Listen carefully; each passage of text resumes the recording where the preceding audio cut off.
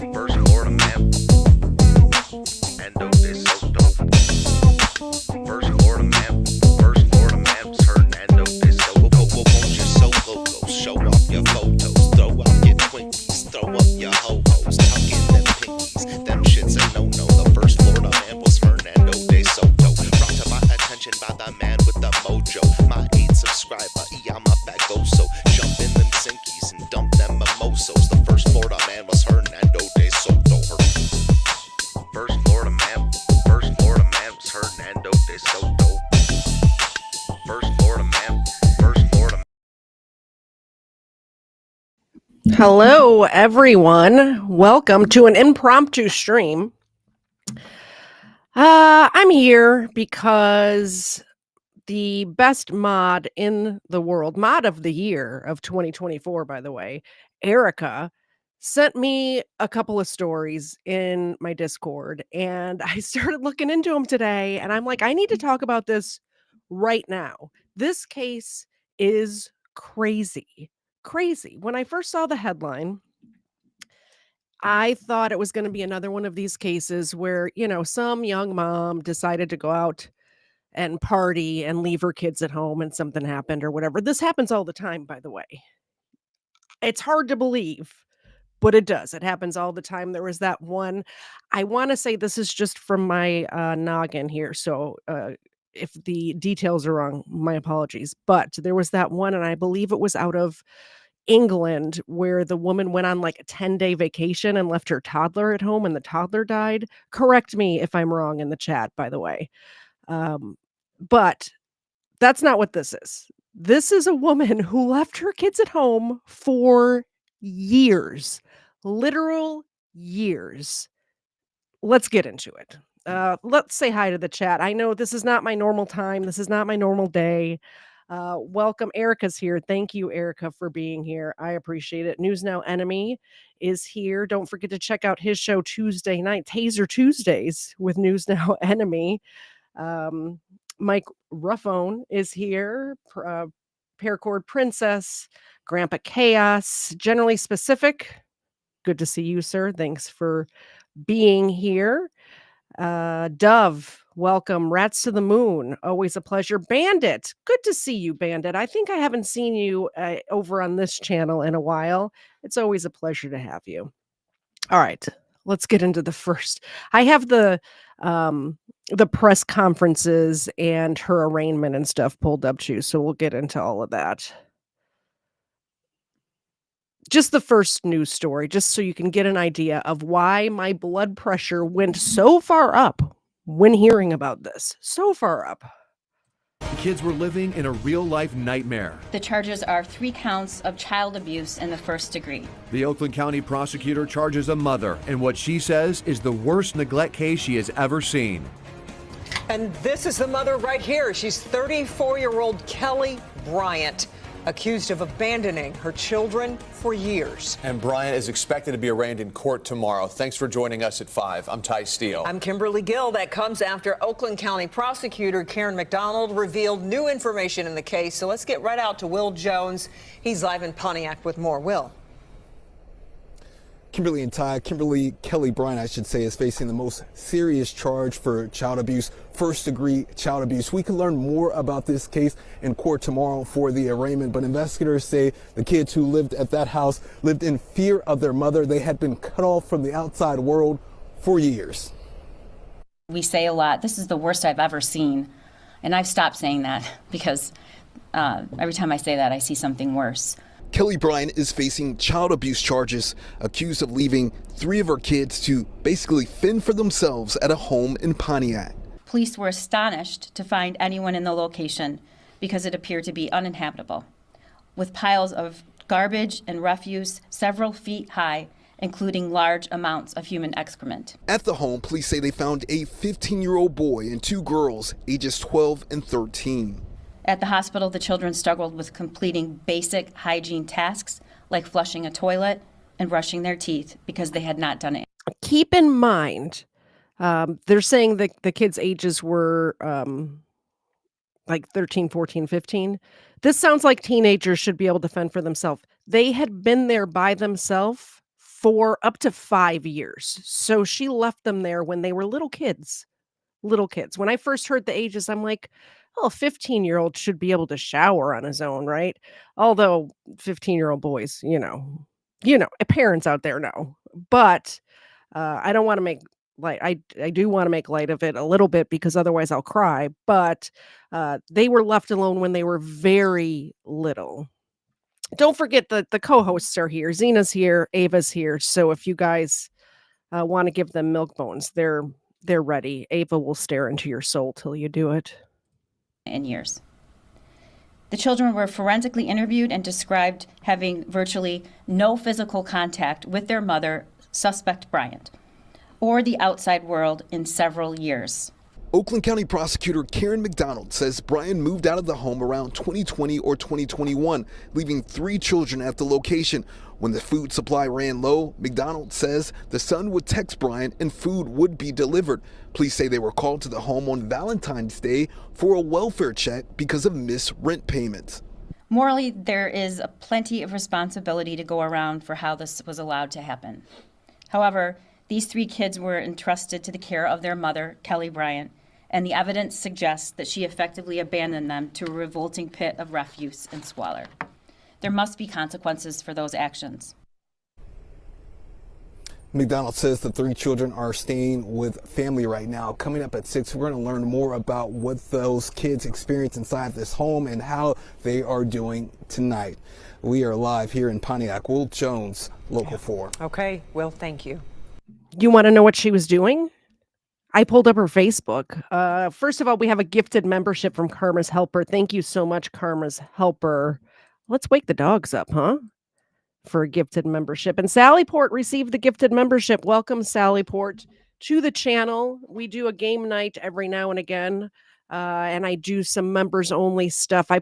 When I do FOIA requests, I put all of the raw footage up for members only in case you want to watch hours and hours of, say, Jeffrey Hazelwood getting interrogated by the police after murdering 2 people behind a Publix. We went over that last week. We're going to go over it again some more tomorrow. We're going to do his court case tomorrow, but all of the raw footage is there. Thank you so much for the gifted membership, Karma's Helper. I appreciate it. Ava appreciates it. And Zena will appreciate it as soon as she gets this mini milk bone in my hand. Here you go, Zena. There you go, baby girl. There you go. All right, so you want to know what she was doing while she left her kids home alone 4 years? I did pull up her Facebook page, so let's share this. It's disgusting. My apologies. First of all, before I click the button, my apologies. This is what she's been doing, posting pictures like this. She's been doing fundraisers, I guess.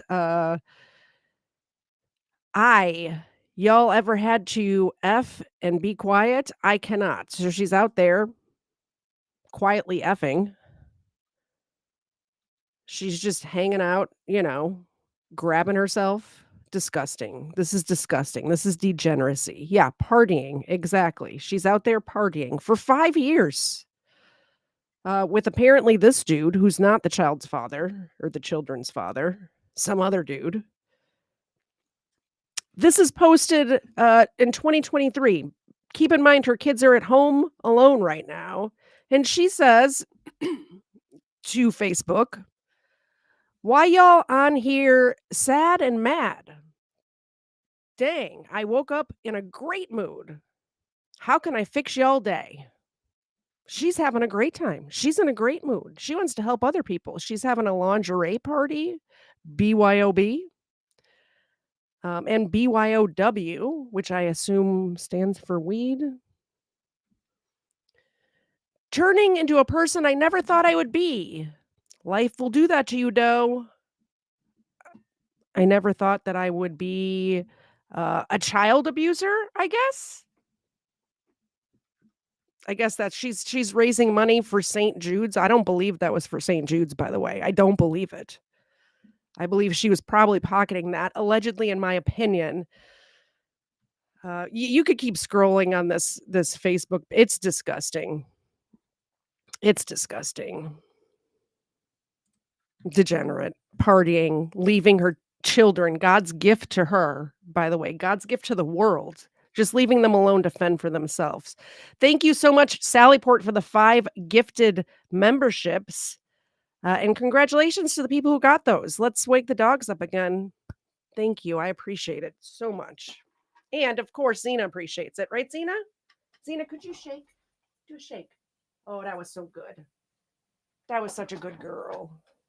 And Ava, can you do a shake? Okay. That was close enough. Thank you. Thank you. Yeah. Are you guys as upset as I am right now? Are you as just absolutely furious as furious as I am? I know there are so many good people in this world that would have taken care of those children. Not only are there charities out there that would have helped her, but there are just normal, everyday human beings that if they knew that these kids were in this situation, they would have taken them in. They would have loved them. They would have given them support. They would have, by the way, took them out of school. They have no education since they were in middle school, 0 education.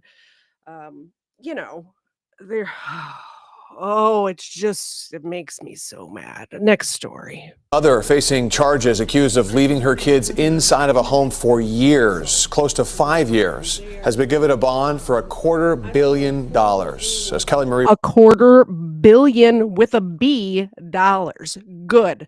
Thank you, Michigan. Thank you, Michigan. If this happened in another state, I have a feeling they'd have like a $10 bond or something ridiculous. $1 billion with a B dollars. Bryant waits for her trial. Efforts have started to clean up the mess left at the home where the children were living alone for so long. Victor Williams was at both the arraignment hearing today and the home. Victor, we understand progress is at least being made on the home, right? Yeah, totally right, Ty. We have seen them really making a dent in cleaning up that huge mess that was left behind. All of that playing out while the mother waits to figure out what's going to happen to the rest of her legal process. It's been pretty rough. It took several crew members in hazmat suits to clean up the horrific mess allegedly left behind for years by Kelli Marie Bryant, as her kids stayed and lived in those deplorable conditions for quite some time. Oh wow, it's just terrible. It's no words. There's no words that I could say for something like this, a condition like this. There's no words I could say. And we've seen item after item being brought out of that house to be disposed of, but the crew says the biggest issue that they had to deal with at first were the rodents. When I first came in yesterday, it was mice. I had to step over the mice first. Mice all throughout the whole house, and we had to get over that. Once we got over that, we was fine. As the cleanup process takes place, Bryant was given a bond in the amount that she would likely not be able to pay as she awaits trial for 3 counts of first-degree child abuse. I guess it depends on how good that fundraiser did, if she made $1 billion or $250 million. Giving her a $250 million bond. Cash only. Either way, after seeing firsthand what the kids were living in, these workers are just glad they're okay. Yeah, I feel bad for the kids. Mm-hmm. It's really bad. It's bad how she left the place. Now, Bryant is going to be right in front of a judge again in just a few weeks, so keep it right here for any updates in that trial. In Pontiac, Victor Williams, Local 4. Yeah, the more details that come out, the more horrifying it becomes. Victor, thank you. Do you guys think I should see if that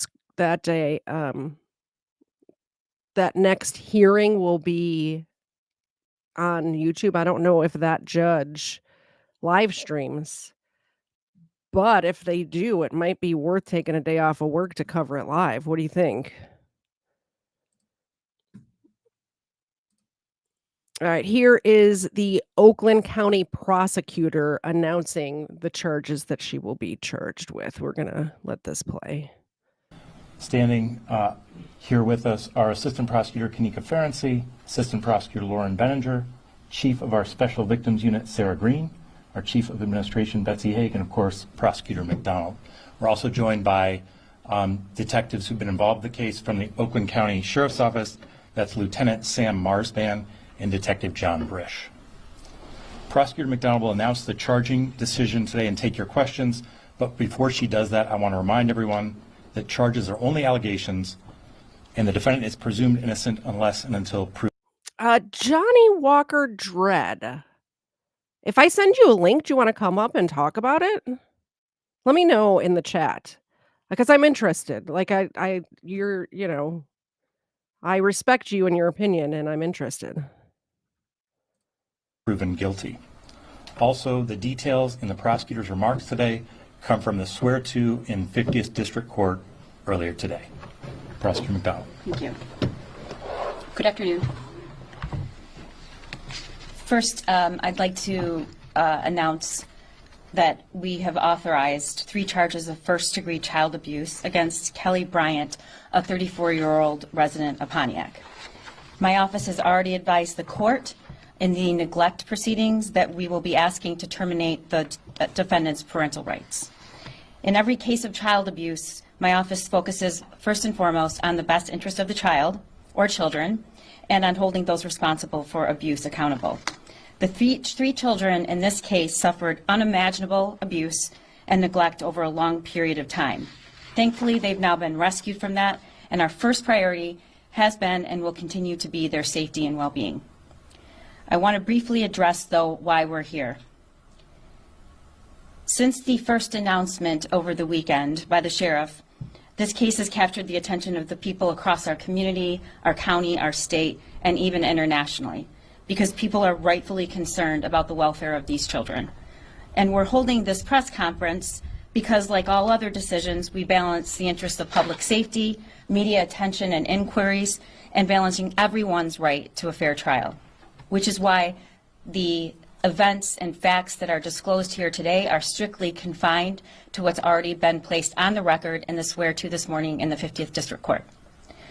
When their circumstances became public, including the photos of the home, although law enforcement did not identify the defendant, she was quickly identified on social media and also has been reported in other news media outlets, which is why we are naming her today.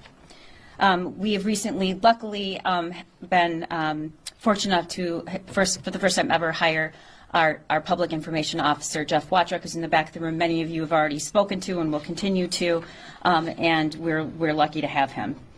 The children are currently staying with a relative. All 3 children received immediate medical attention at a local hospital, and they were interviewed by trained forensic interviewers at Care House. Considering what they've experienced, they appear to be doing okay. Obviously, the trauma here is significant, and my office, including our victim services section, will make sure these children are supported during this process. Today, the charges are 3 counts of child abuse in the first degree. This is the most serious charge for child abuse, and if convicted, Ms. Bryant could face a sentence of up to life in prison.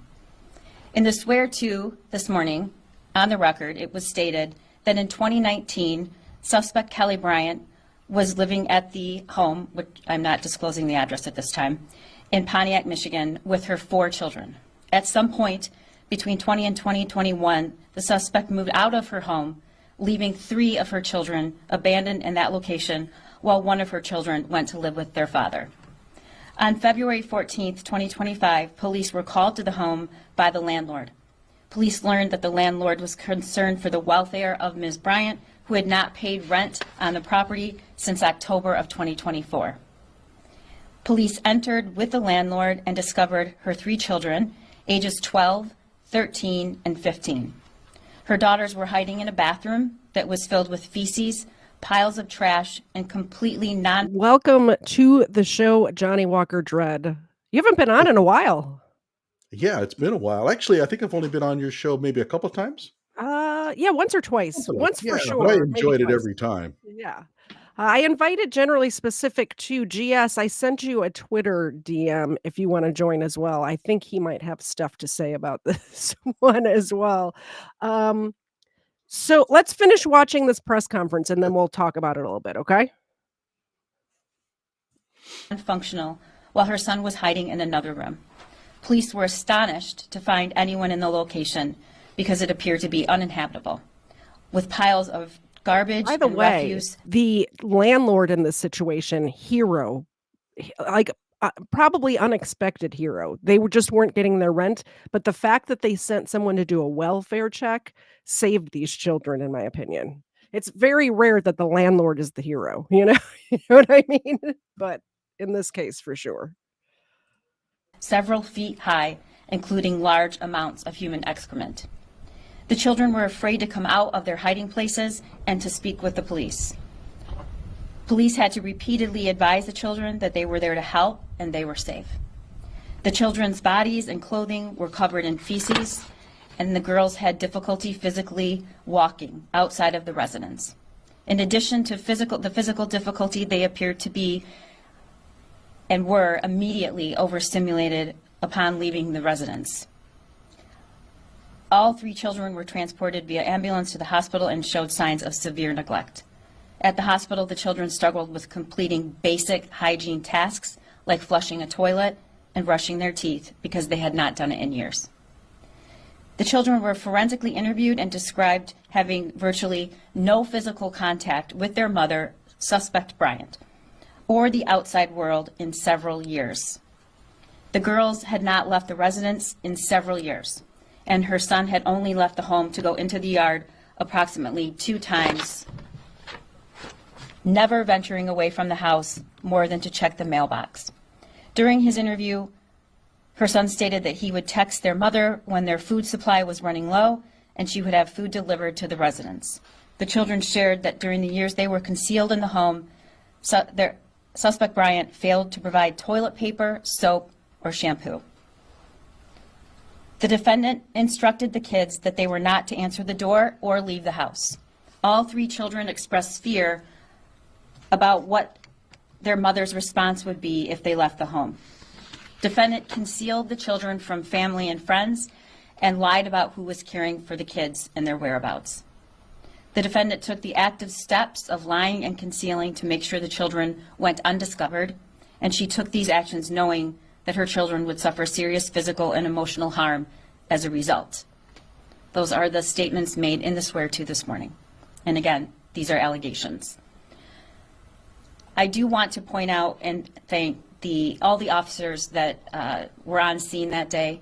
I personally viewed the videos and images and was struck at what a difficult situation it was, but in the face of that difficulty, offered compassion to these kids.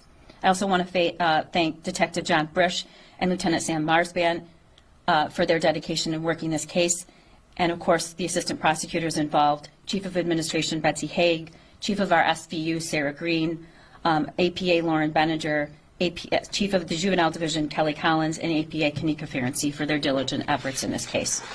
At present, we've not been presented with a request for criminal charges against any other individuals. That does not mean that won't happen in the future. I just can't speak to it at this point. Morally, there is plenty of responsibility to go around for how this was allowed to happen. However, these 3 kids were entrusted to the care of their mother, Kelli Bryant, and the evidence suggests that she effectively abandoned them to a revolting pit of refuse and squalor. There must be consequences for those actions. The defendant is presently in custody.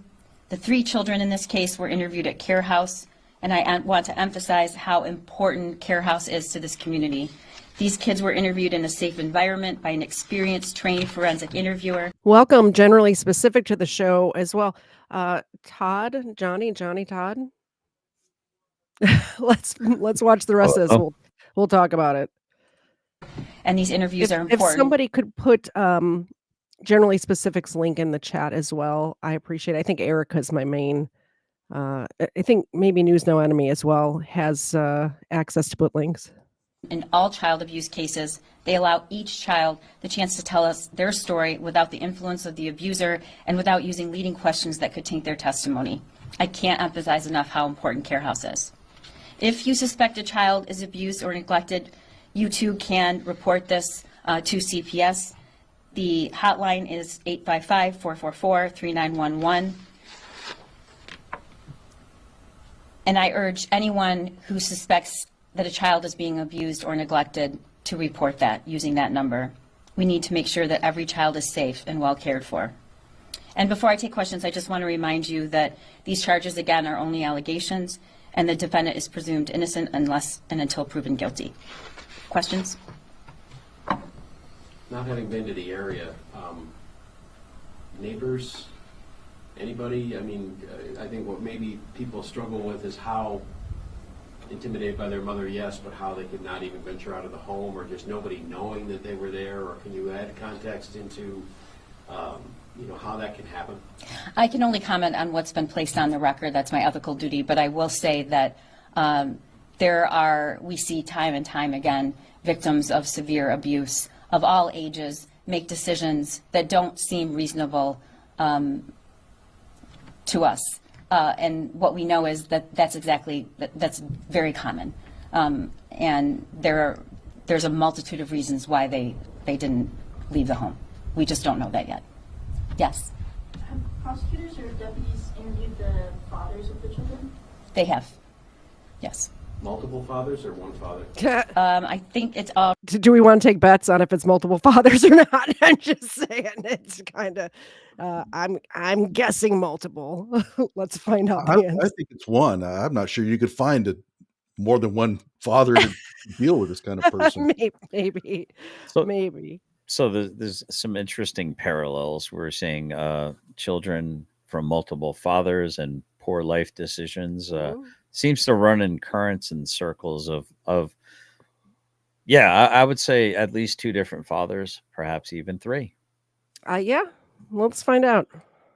Already, actually, while we have it paused, we did have some memberships come in. So let me get that. I saw Erica. Thank you so much. Member for 16 months. Holy cannoli, that's a lot of months. And then we had some gift memberships come in. 5 gifted memberships from News No Enemy. Thank you so much, News No Enemy. Let's get these dogs on the screen. We need the dogs on the screen every now and again, just because, it's rough stuff we're looking at here, right? The real draw of the show. Yeah, really, nobody's here to see me. They're here to see them, for sure. There you go. There you go, Zena. Okay.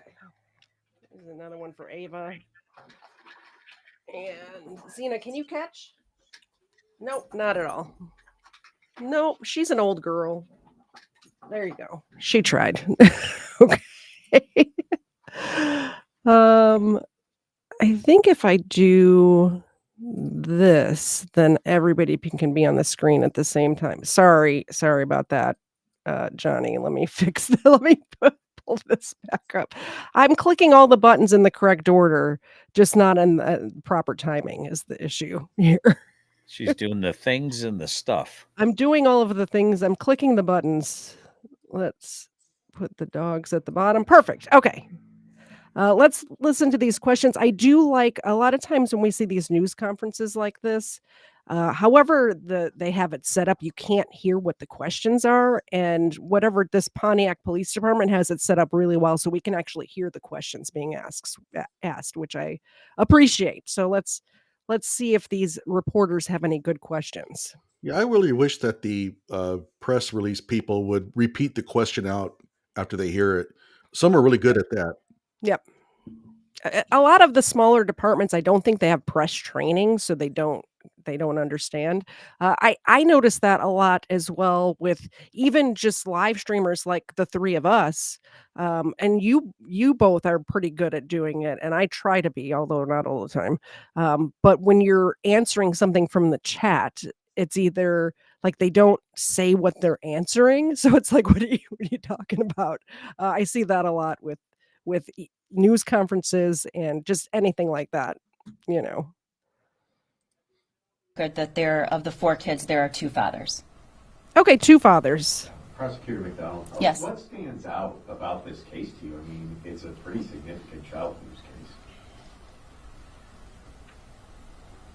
That's a difficult question and a really good question. I said yesterday, and I've said this to the sheriff personally, we say a lot, this is the worst I've ever seen. And I've stopped saying that because every time I say that, I see something worse. It was unbelievable what they were living with for years. unbelievable.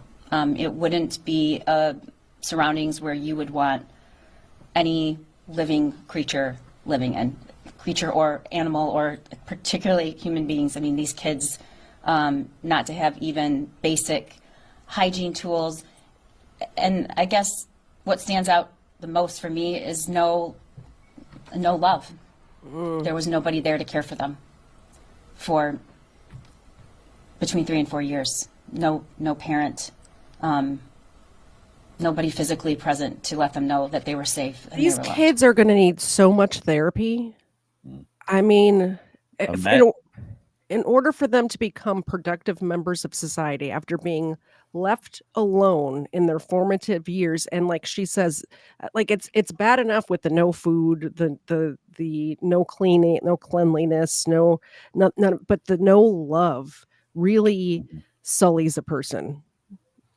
Well, imagine their immune system, though. I mean, I'm not making light of that, but imagine their immune system must be like through the roof with what they survived through. Oh, for sure. I mean, it's got to be. Yeah. Yeah, I just wondered if their teeth are going to hold up. Because I don't think they've brushed them for. I probably not. Although a lot of that, I think a lot of dental stuff is genetic.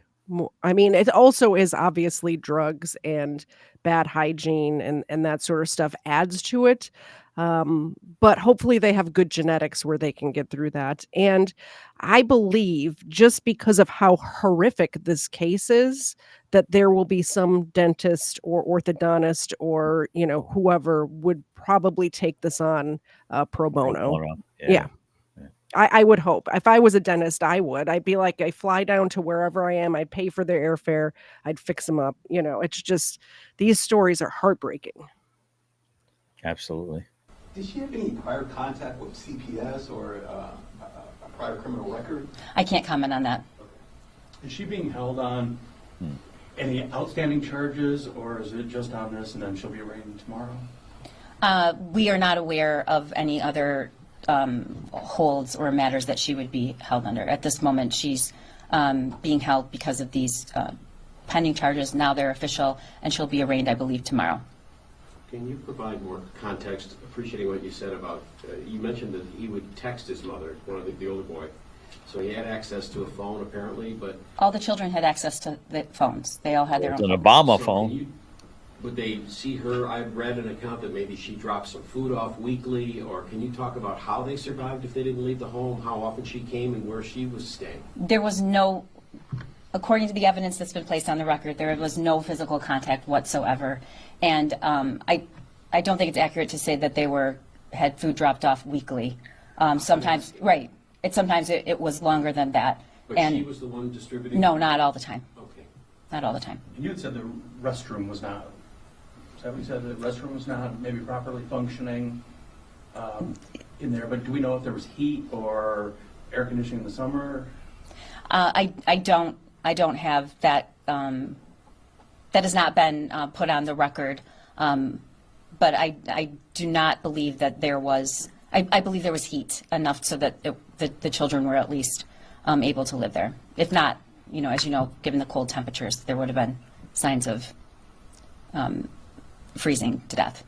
Where was she staying? I don't have that information. Not there.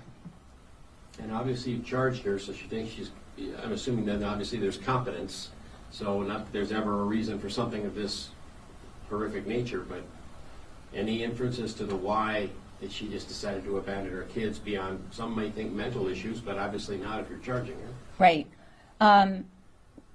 Without commenting particularly on this case, as the prosecutor over the last over 4 years, I've been asked, and I hear repeatedly that question. Bandit says, what doesn't kill you makes you stronger somewhat, but proven hard to rebound and not pissed off at the world and turn out to be good tax-paying citizens. Hope for the best for these kids. I hope for the best for them. I'm praying for these kids. Like for real. When I say that, I'm not just saying it to say it. That's actually true. It's heartbreaking. And all of the terrible, violent atrocious acts that we see, the why. And the answer is we don't know why. We can't get in the mind of somebody else. But we do know what the evidence shows, and we have the law. And nobody who is not found competent can stand trial. So I can't comment on that right now.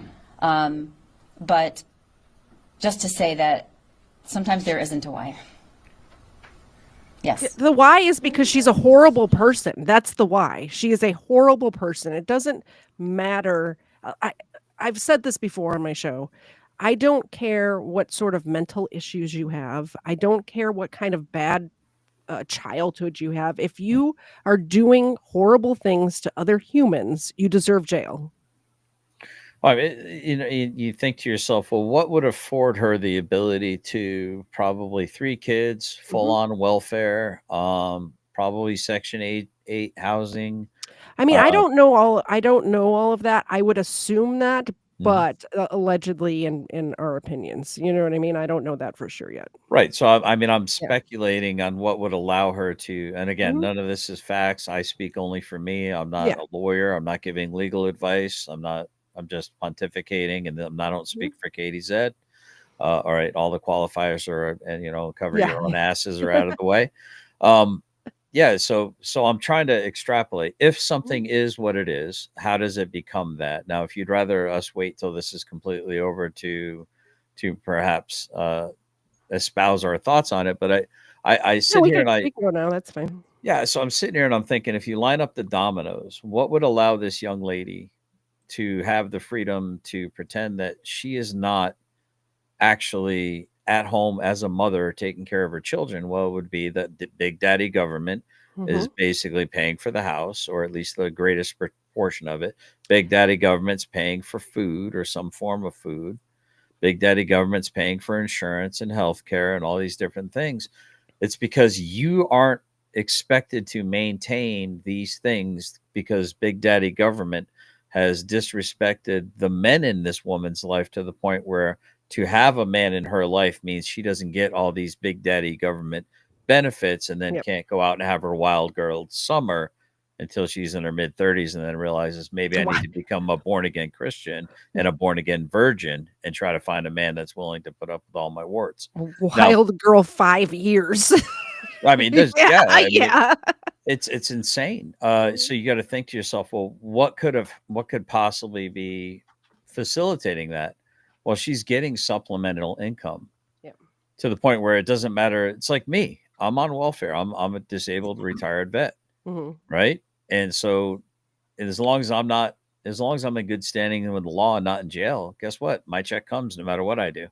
Well, the only reason I think that might not be fully the case here is because the reason these kids were found is because the landlord didn't get payments. And I don't know if it's because she didn't fill out the paperwork for the government to send the payments, or if she was actually making rent payments. But the landlord's the one that called in the welfare check because he hadn't gotten rent since like October or something, or November. Well, now here we think about this too. Do you remember hearing about during the whole vid, the old sweet and sour sniffles, the coof?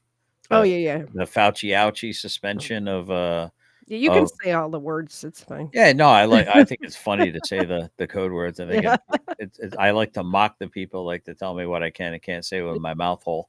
I think Johnny's the same way. We I like to say what we mean. Yeah, I think it's fun to kind of say it in a colloquial kind of a way. Now I'm kind of like, all right, I'm picking up what you're putting down. Yeah. But you remember that they were suspending the need to pay rent in a lot of areas. They were socking it to the people that were providing the place for people to live. You had to absorb the cost, and you had to maintain good functioning order of your properties without there being the income that would make you that would recompense your cost outgoing. Yeah.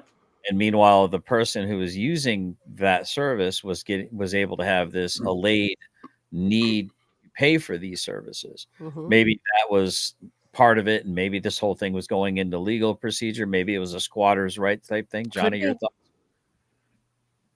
A lot of unknowns. A lot of unknowns. First of all, thank you for the gifted membership, Bandits. I'm going to give them treats while Johnny says his piece.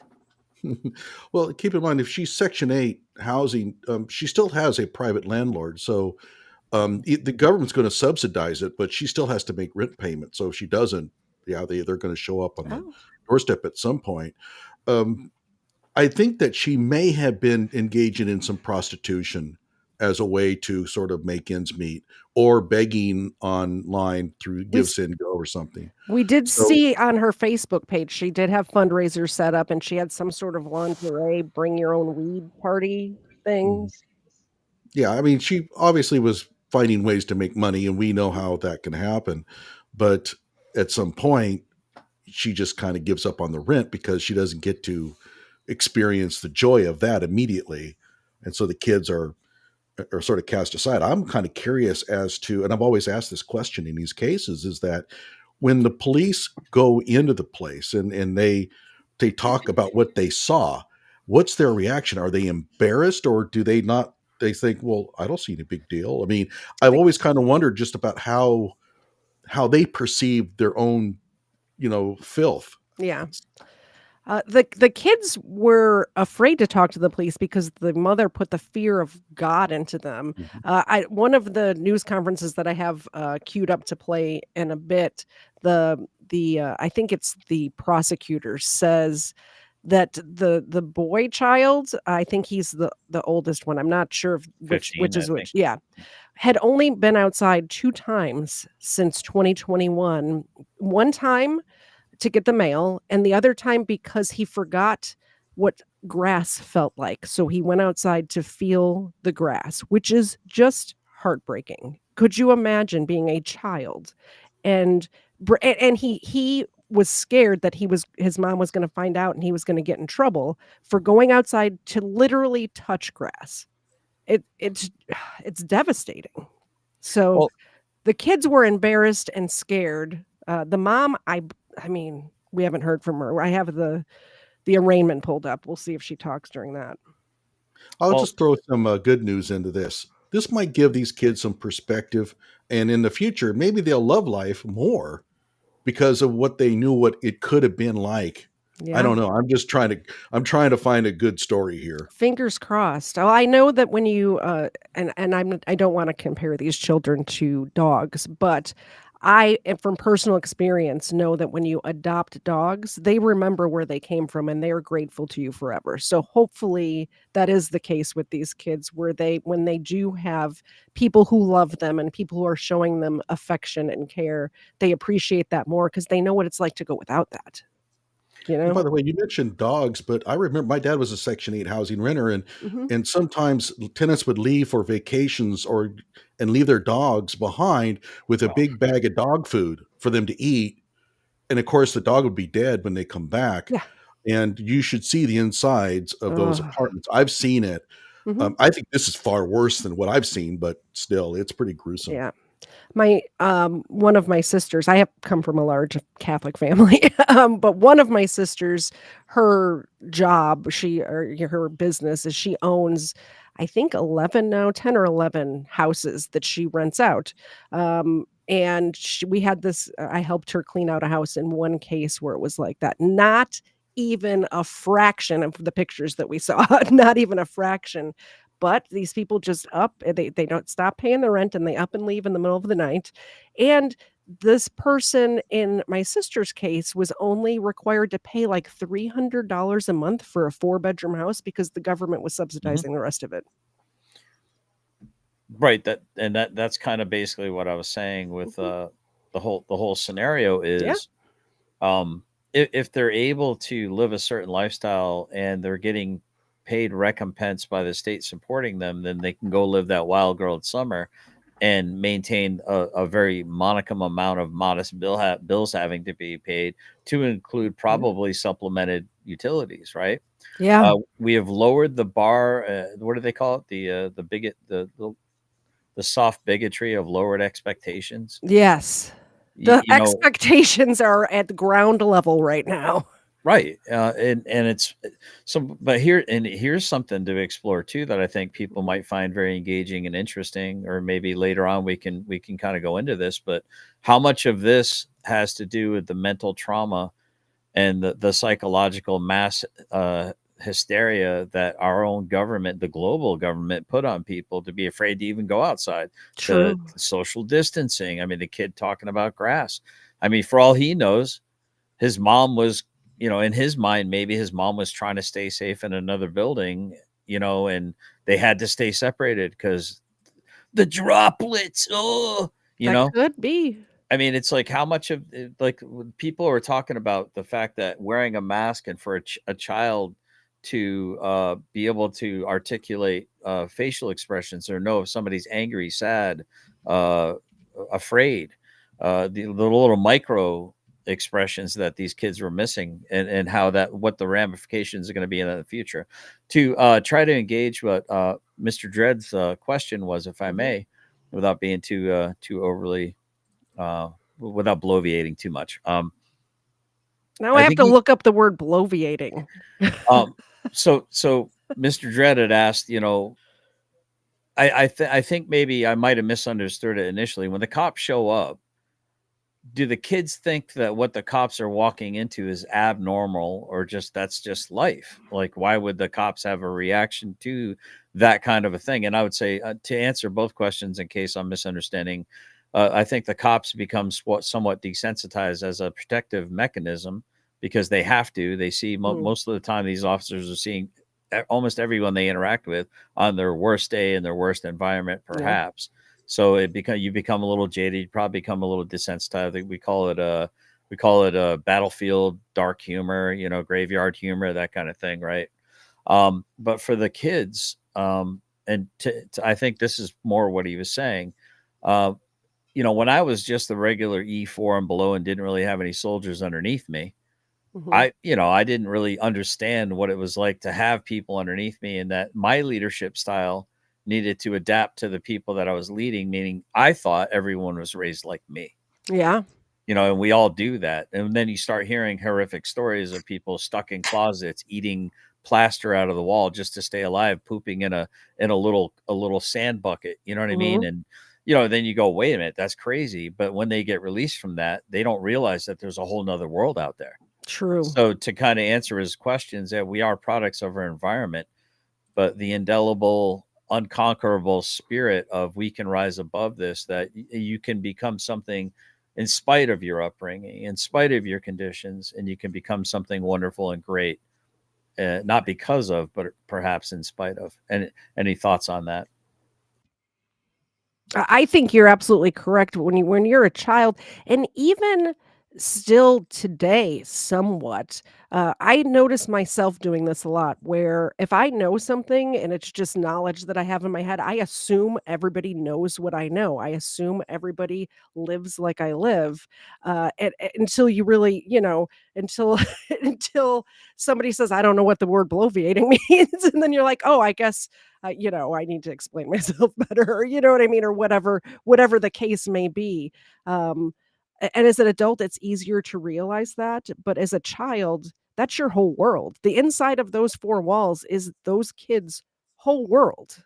They might not even remember what it was like to be in school. They hadn't been to school since the pandemic, since COVID. So I don't know if they had, other besides the cell phone to text the mom. I don't know if they had means to the outside world where they were seeing the news or what's going on or anything like that, you know? What do you think, Johnny? Wow. Yeah, my question really was originally about how the the mentally insane person feels Yeah. when the police enter the room. Like, are they embarrassed about that, Mhm. or do they not think that there's anything wrong with that? I don't know. I I I think hope you got me on that one. Yeah, I hope that this woman understood that what she was doing was wrong. Because I mean, how can you not? And what kind of atmosphere did she come from where she thinks this is normal? Is this a generational thing? I don't know. Well, Well, you'd have to see what she looks like, where she lives Mhm. actually, and see what that place looks like. I mean, Yeah.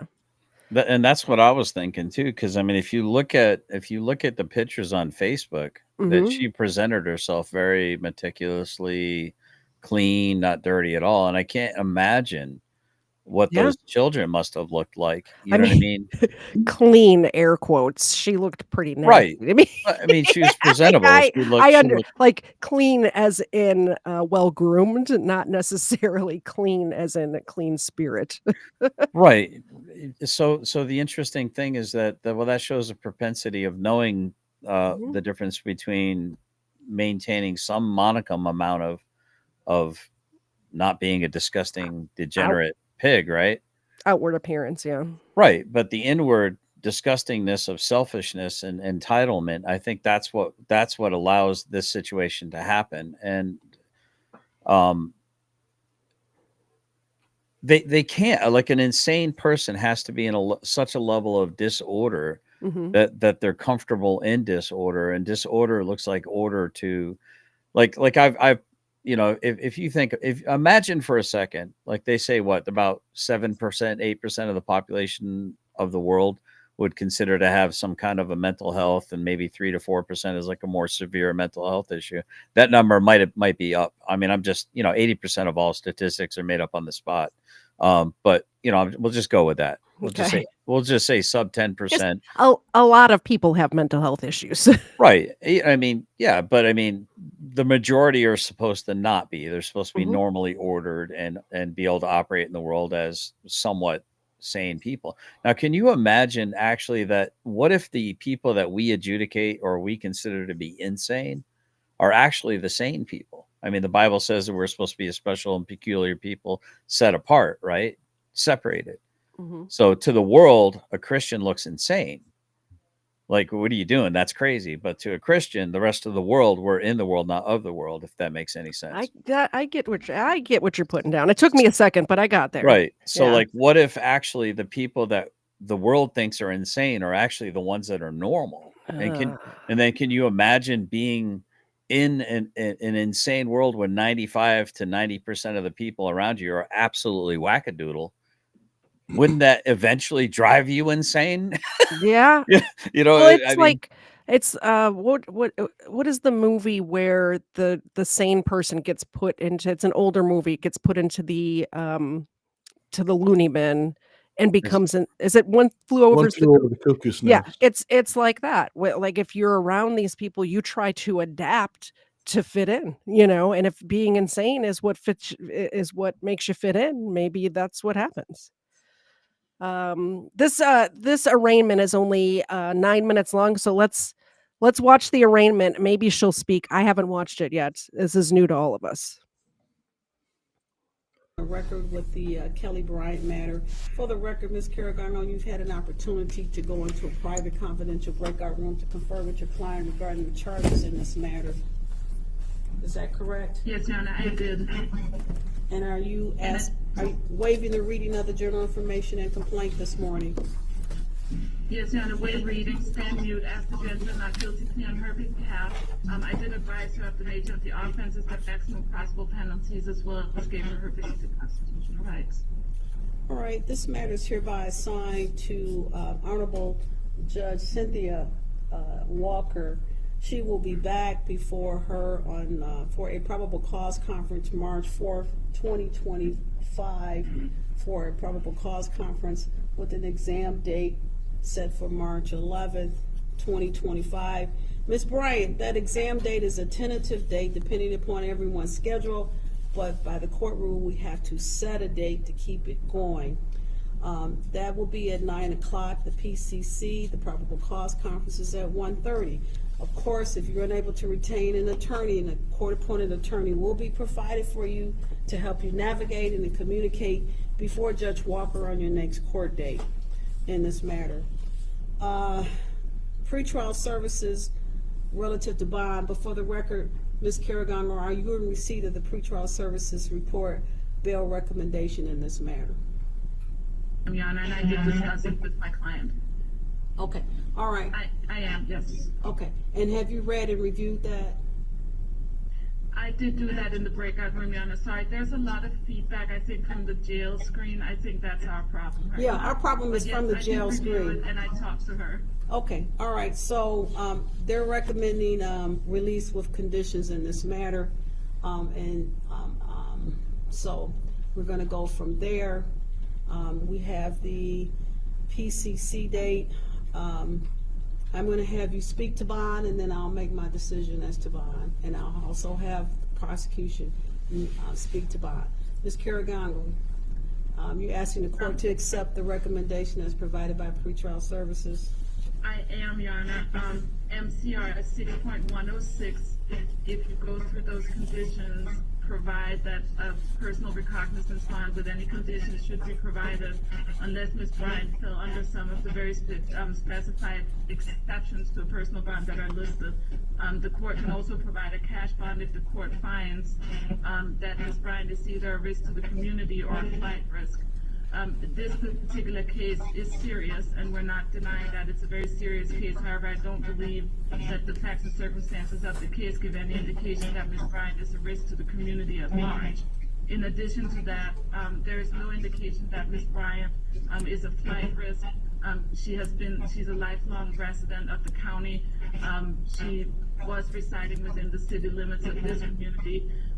She, was employed, and she has ties to the community. In speaking to her, she also is asking that the court consider a tether, which could be part of a bond if the people had any concerns that she posed a flight risk.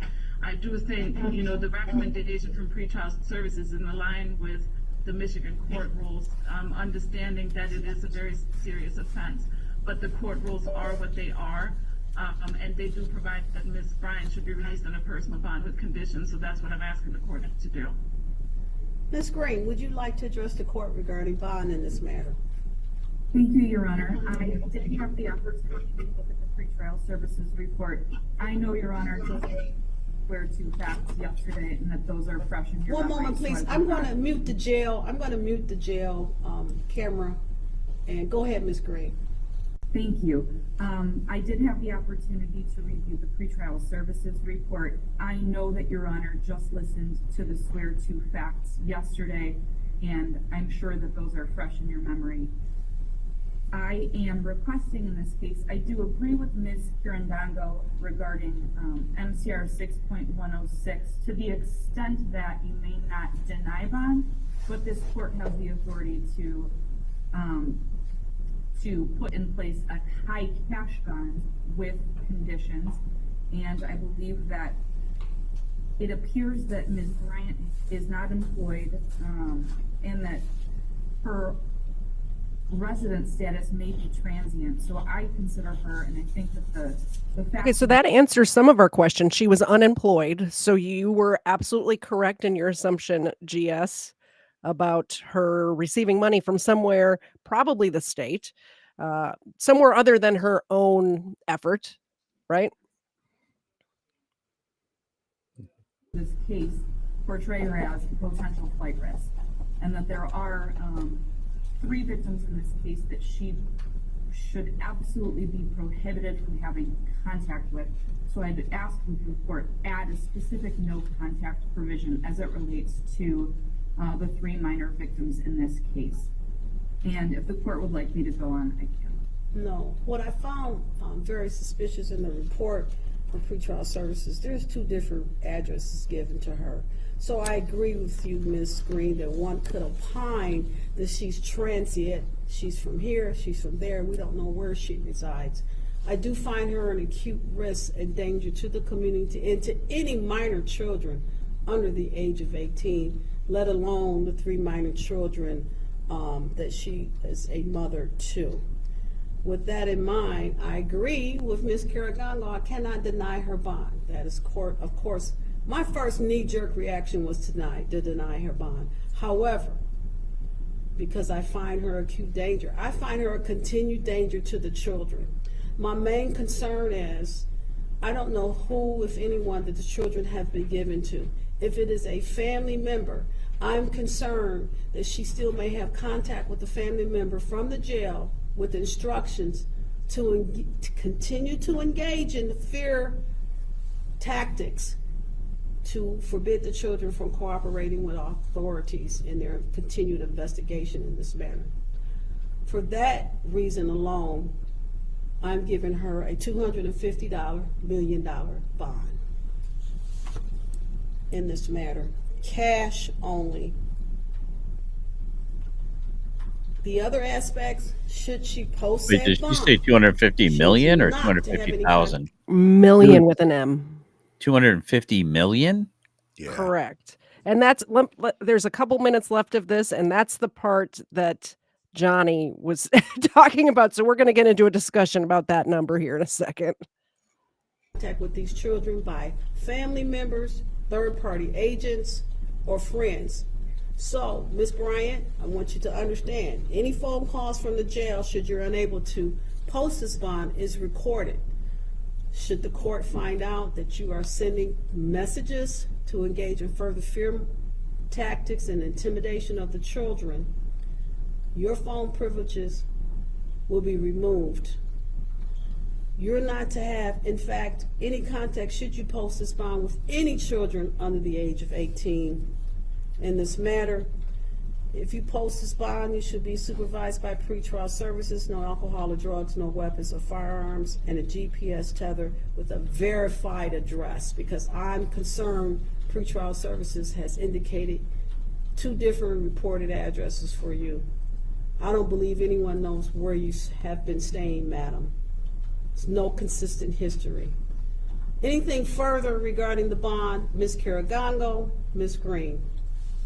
Your Honor, just ever so briefly, they had no issues finding my client to arrest her. So I just want the record to be clear on that. Ms. Green? Your Honor, you have before you information that the defendant has been lying about her whereabouts, the whereabouts regarding what she was telling where the children were. So you have a lot on this record in terms of inconsistencies with her location and the information that she's given to put in place this high cash bond. All right. Thank you, everyone, for your cooperation in this matter. Ms. Bryant, you are thanked and excused from the camera. Ms. Caragongo, Ms. Green, thank you so much. Pretrial service, thank you so much. Ma'am, can you get up and let the deputies know we're ready for the next defendant?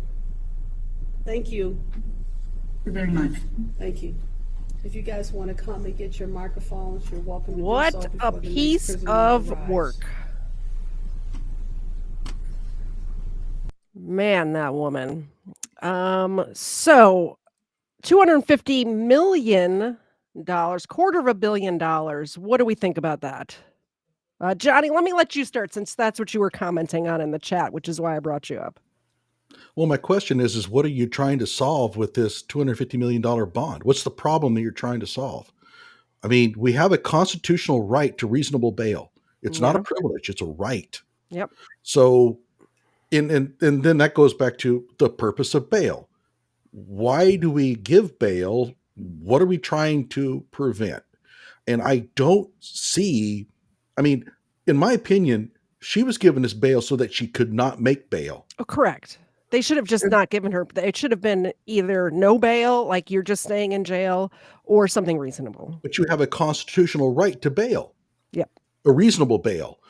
So we can, I mean, you can suspend that right if the person poses an extreme danger to the community, serial killer, mad, raving terrorist.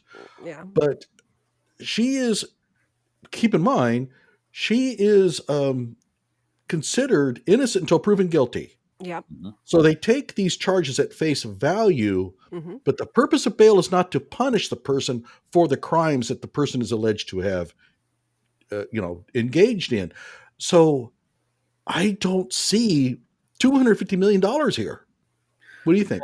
But see, I think you're missing the point here. Well, I think you're getting the point, but also missing the point. I think you're giving the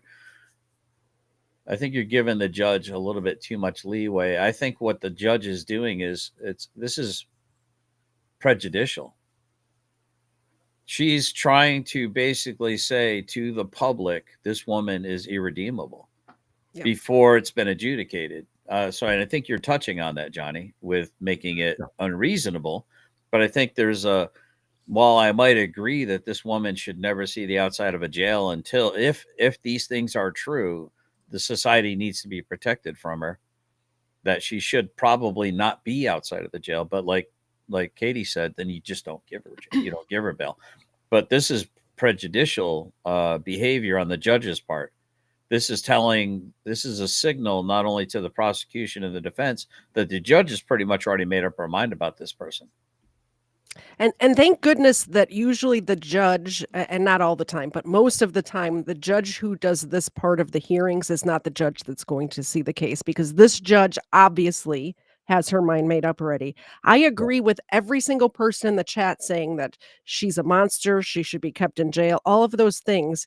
However, $250 million for a child abuse case where the children obviously were injured but were not killed seems a bit much to me. Yeah, she never tried to kill or assault the No, kids. just So, neglect. This is a neglect case. I have no evidence in front of me. If I'm the judge, I have no evidence in front of me that she poses an extreme danger to the kids. She's never threatened to kill them. She's never tried to kill them. And I admit that, we can never know for sure, right? Because she's a little crazy. I mean, not a little crazy. She is quite crazy. You can't rule out the possibility that she might go after the kids. Keep her but away you from can't- those specific kids. Yeah. And the other thing is, I can't believe that the justice system can't protect these kids from her. I mean, really? They can.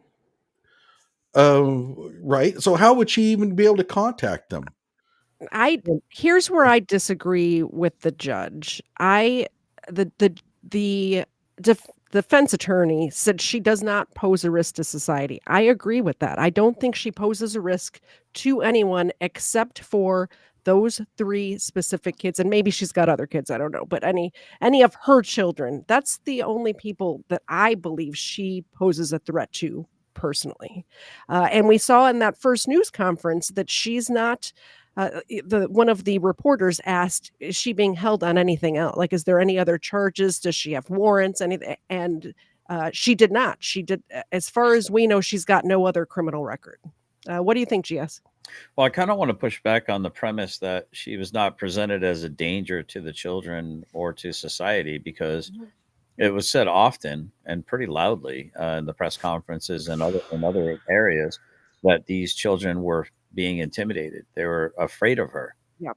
Usually fear doesn't come from, you better listen. Usually fear comes from, it's a response conditioning kind of a scenario, right? There's the out of control rage that would make you go, there is a danger if I don't please this person.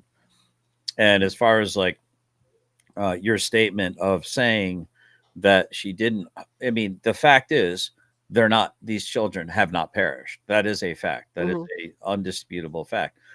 But I think Johnny, somebody said something about leaving the dogs for with a big, I think it was Johnny said about the big bag of dog food. Yep. And they come home and the dog has perished. Because by an act of God, perhaps a divine intervention or some miracle or just dumb luck, these children did not perish, right? Yep. But it's not that she wasn't neglecting them to potential death, right? Even if she would, even if she would occasionally send some food, I mean, a choking hazard, a food poisoning, any number of things could have taken these children out due to her neglect. They could have gotten the flu and left untreated and died. I think my point is that the general society part of it. I think that she could have, this judge, if she was not biased, could have given this woman a reasonable bail. And honestly, even a reasonable bail to the 3 of us, she may not have been able to reach either.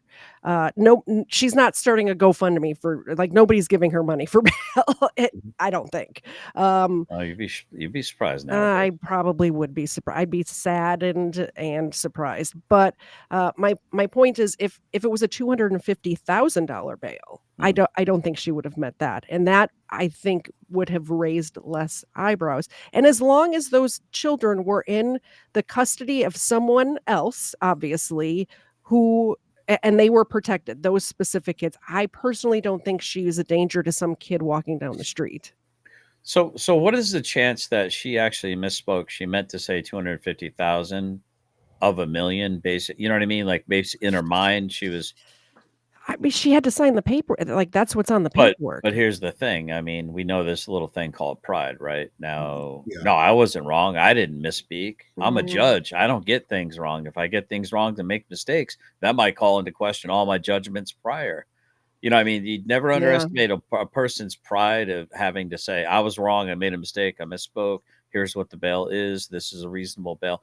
But you guys might have to educate me because, you know, I've never been in and out of jail and never needed to post bail. I haven't either. But when you say that we have a right to reasonable bail, and I'm thinking to myself, does Jeffrey Dahmer forfeit his right to reasonable bail or bail at all based on what he's accused of, even before Yes. he's found guilty? I mean, so what you guys are saying is kind of a new concept to me, and I'm thinking to myself, you know, wow, everyone gets reasonable bail. And what is reasonable bail? Is it commensurate with what you can afford to pay, or your thoughts on that? If you could educate me. I'm I kind mean, of curious. Go ahead. Sorry. personally, I think it depends on the crime. Obviously, it also depends on what the preponderance of the evidence is going into the arraignment. So the judge is supposed to be unbiased and looks at, you know, if we have videotape of somebody axe murdering somebody going into the arraignment, then that's a little bit different than a bunch of circumstantial evidence, that sort of thing. Jeffrey Dahmer was quite obviously guilty. There was tons and tons, like, he was caught with the bodies in his apartment. You know what I'm saying? There was no doubt that he had actually done this thing. So that bail would be different, and we expect judges to judge. You know, but that's what we hire them to do. That's what we vote them into office to do. So we're supposed to vote people into these positions that we trust to make the right decision. You know, it doesn't always work that way. A lot of the times it does. I think as far as justice systems across the world, we have one of the better ones. Just to Personally. keep in mind, I just checked it up, looked it up. Jeffrey Dahmer's bail was set at $5 million. Yeah. So this woman has got $250 million bail when Jeffrey Dahmer got 5. Now there's inflation, but it didn't go from 5 to 125. So, and I am not aware of any time that $125 million bail is. I've never heard of anything that high for any offense. This is I ludicrous. haven't looked into it, but yeah, it does seem You mean a unreasonable to me. $250 million bail? Yeah. I think you may be right. She may have misspoke, and Yeah. you're right. The pride thing may have said, like, well, I don't want to admit that I made a mistake there. You know, that can happen. I didn't think of that, but that makes a lot of sense, I GS. mean, especially when you're a judge. I mean, you're not supposed to make mistakes. You're not supposed to misspeak. You're not supposed to make bad judgments because it would call into question everything that you've judged before. I was really surprised. If I'm the defense attorney, I go after this one. This is completely unreasonable, and you have a constitutional right to reasonable bail. And she's only been accused of child neglect, extreme. That's not Really? $250 million bail territory. Keep in mind, I don't think that the judges are allowed to take into account the evidence at this point. They look at the charges, and I don't think a judge can say, well, this you were really mean, really cruel in this, so I'm going to make it really high. I don't know. Am I right on that?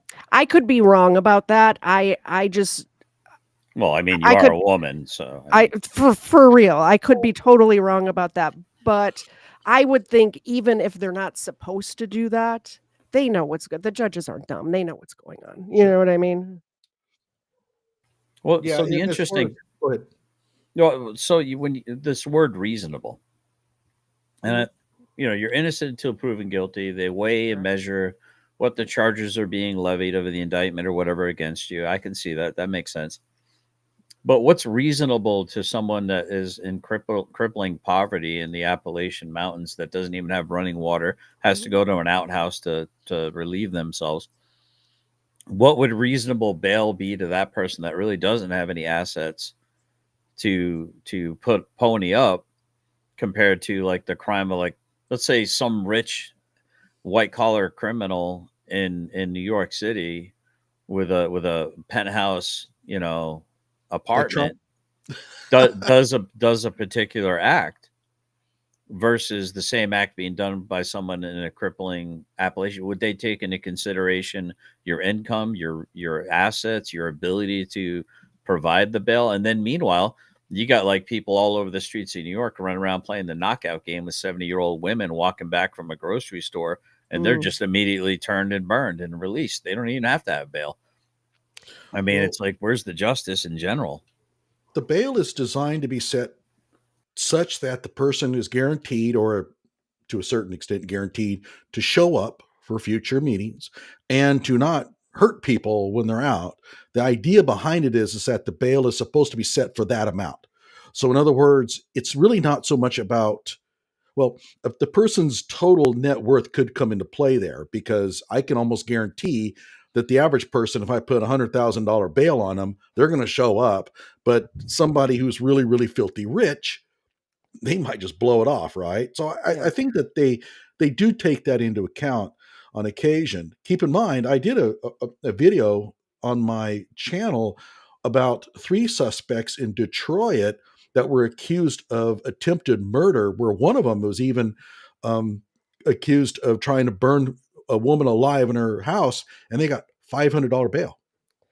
So it varies all over the place, and it's not race-based, believe me. And that was in the same, you said that was in Detroit? That's That the was in same area. Detroit. Yeah, this is Pontiac. It was in Detroit. next The door. judge was black. The 3 defendants were black.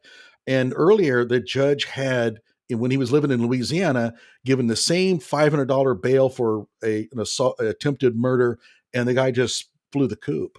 So there is probably need for bail reform nationally. I mean, it's a real mess. And so what constitutes reasonable bail? There have been attempts to make it to where it's like a percentage of net worth, but I don't think that that's ever gotten anywhere. Yeah. Well, I think to your point though, like for instance, say I'm 25 and I don't maybe have a lot of assets, and the bail is set to a point where I have to have my mom and dad, perhaps as collateral, put up their home. I heard that that's something that can be done, that can be considered a leverage, right? Leveraging. Now, this gives my mom and dad a vested interest to get my ass to that freaking court date. That would increase the people that would have to help to pony in to keep me accountable to get me to that court date, right? But when it's just a single person, like you're saying, $500, they don't care. But so now are we supposed to take into account the income level of friends and family when we're looking at this stuff? That doesn't seem right to me either. Like if I went to prison for something and they gave me, I'm trying to think of something that's outside of my scope where I would be able to pay for it myself, $1 million bail, right? Now I have friends that could probably put that up for me. Are they supposed to take into account my relationships with people? Or are they supposed to take into account that my sister's houses that she owns, she could put those up and get me out of prison? Oh, we lost Johnny. No, I would say, I mean, to engage it, perhaps maybe it's an interesting premise, but no, of course you wouldn't take into account. But if you set the bail commensurate with the crime and set it at such a point where it would encourage someone to come back, and they themselves aren't able to establish this, right? Yep. It would necessitate that if people care about this person, that they would want to pony up, assets and leverage, the leverage to help you out, which would then increase your chances of, hey, I love my mom, I love my dad, I don't want to see them lose their home, so therefore I will make the court date. So yeah, I'm not saying that they should be like analyzing like who you hang out with and being like set it based on that, but I think to the point where you had said that they try to set it, or somebody said, I think it was Orpheus probably said it, where they try to set it in such a way where it would encourage you to not miss that date, because so that would be another way to encourage people is if I can't make this money without the help of mom and dad, and they have to pony up some money, like, say my prison sentence is 5 years. Well, I still got another 40 years of mom and dad. And maybe I want to come home for Thanksgiving once in a while. You know what I mean? So True. maybe I'll make that date. So, Oh, we keep losing you, Johnny. Come back. So I did a poll in my chat, and it's split 60-40. 60% of people think that the $250 million bail is not reasonable. And actually, it just changed. 64% say it's not reasonable. 36% say it is reasonable. So it is. It's kind of split.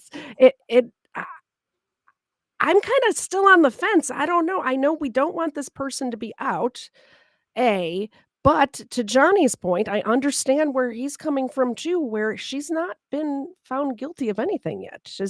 She is innocent until proven guilty. But we know, and I assume the judge knows too, that there was times where this woman would send one loaf of bread for 3 people for 3 days. One loaf of bread. That's all. That breakfast, lunch, dinner. That's it. A loaf of bread. Well, it's hard for us to separate our desire to punish this person versus just trying to ensure that they come back for their hearing. They have not been convicted of anything yet. Keep in mind that if you're in jail, it's hard to put up a defense. The lawyer can't come and see you all the time. It really makes it difficult. And if you go back to the Kyle Rittenhouse case and why the prosecutor was trying so hard to get Kyle back into jail, because he knows he's going to have an easier time convicting him if the kid's behind bars. And so, and I think it was the Kyle Rittenhouse case where I first kind of came under the understanding that bail has a very distinct purpose and we can abuse that very easily. Yep. Here, $250 million.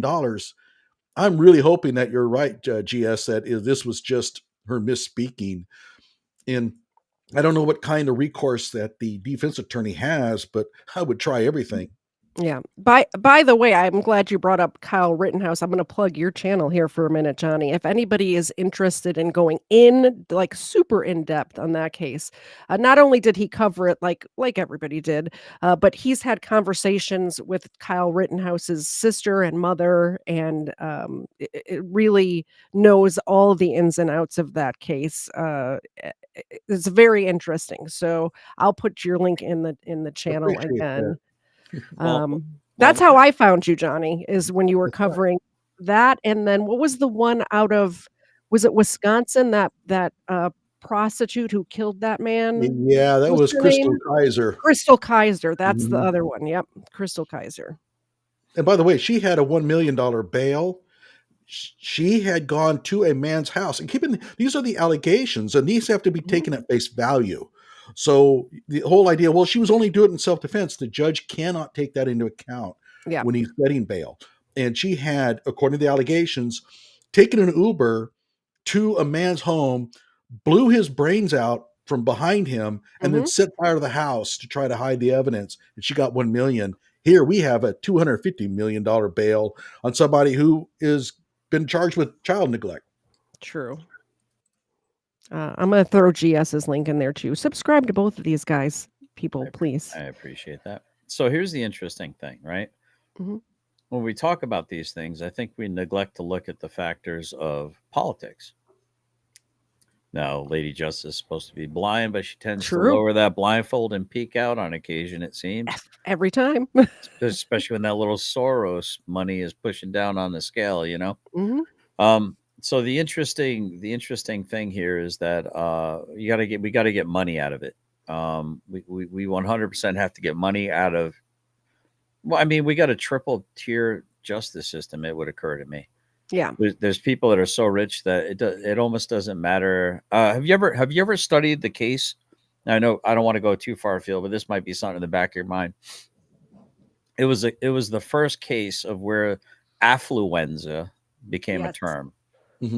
Right. I actually have that on my dry erase board up here of things to cover in the future.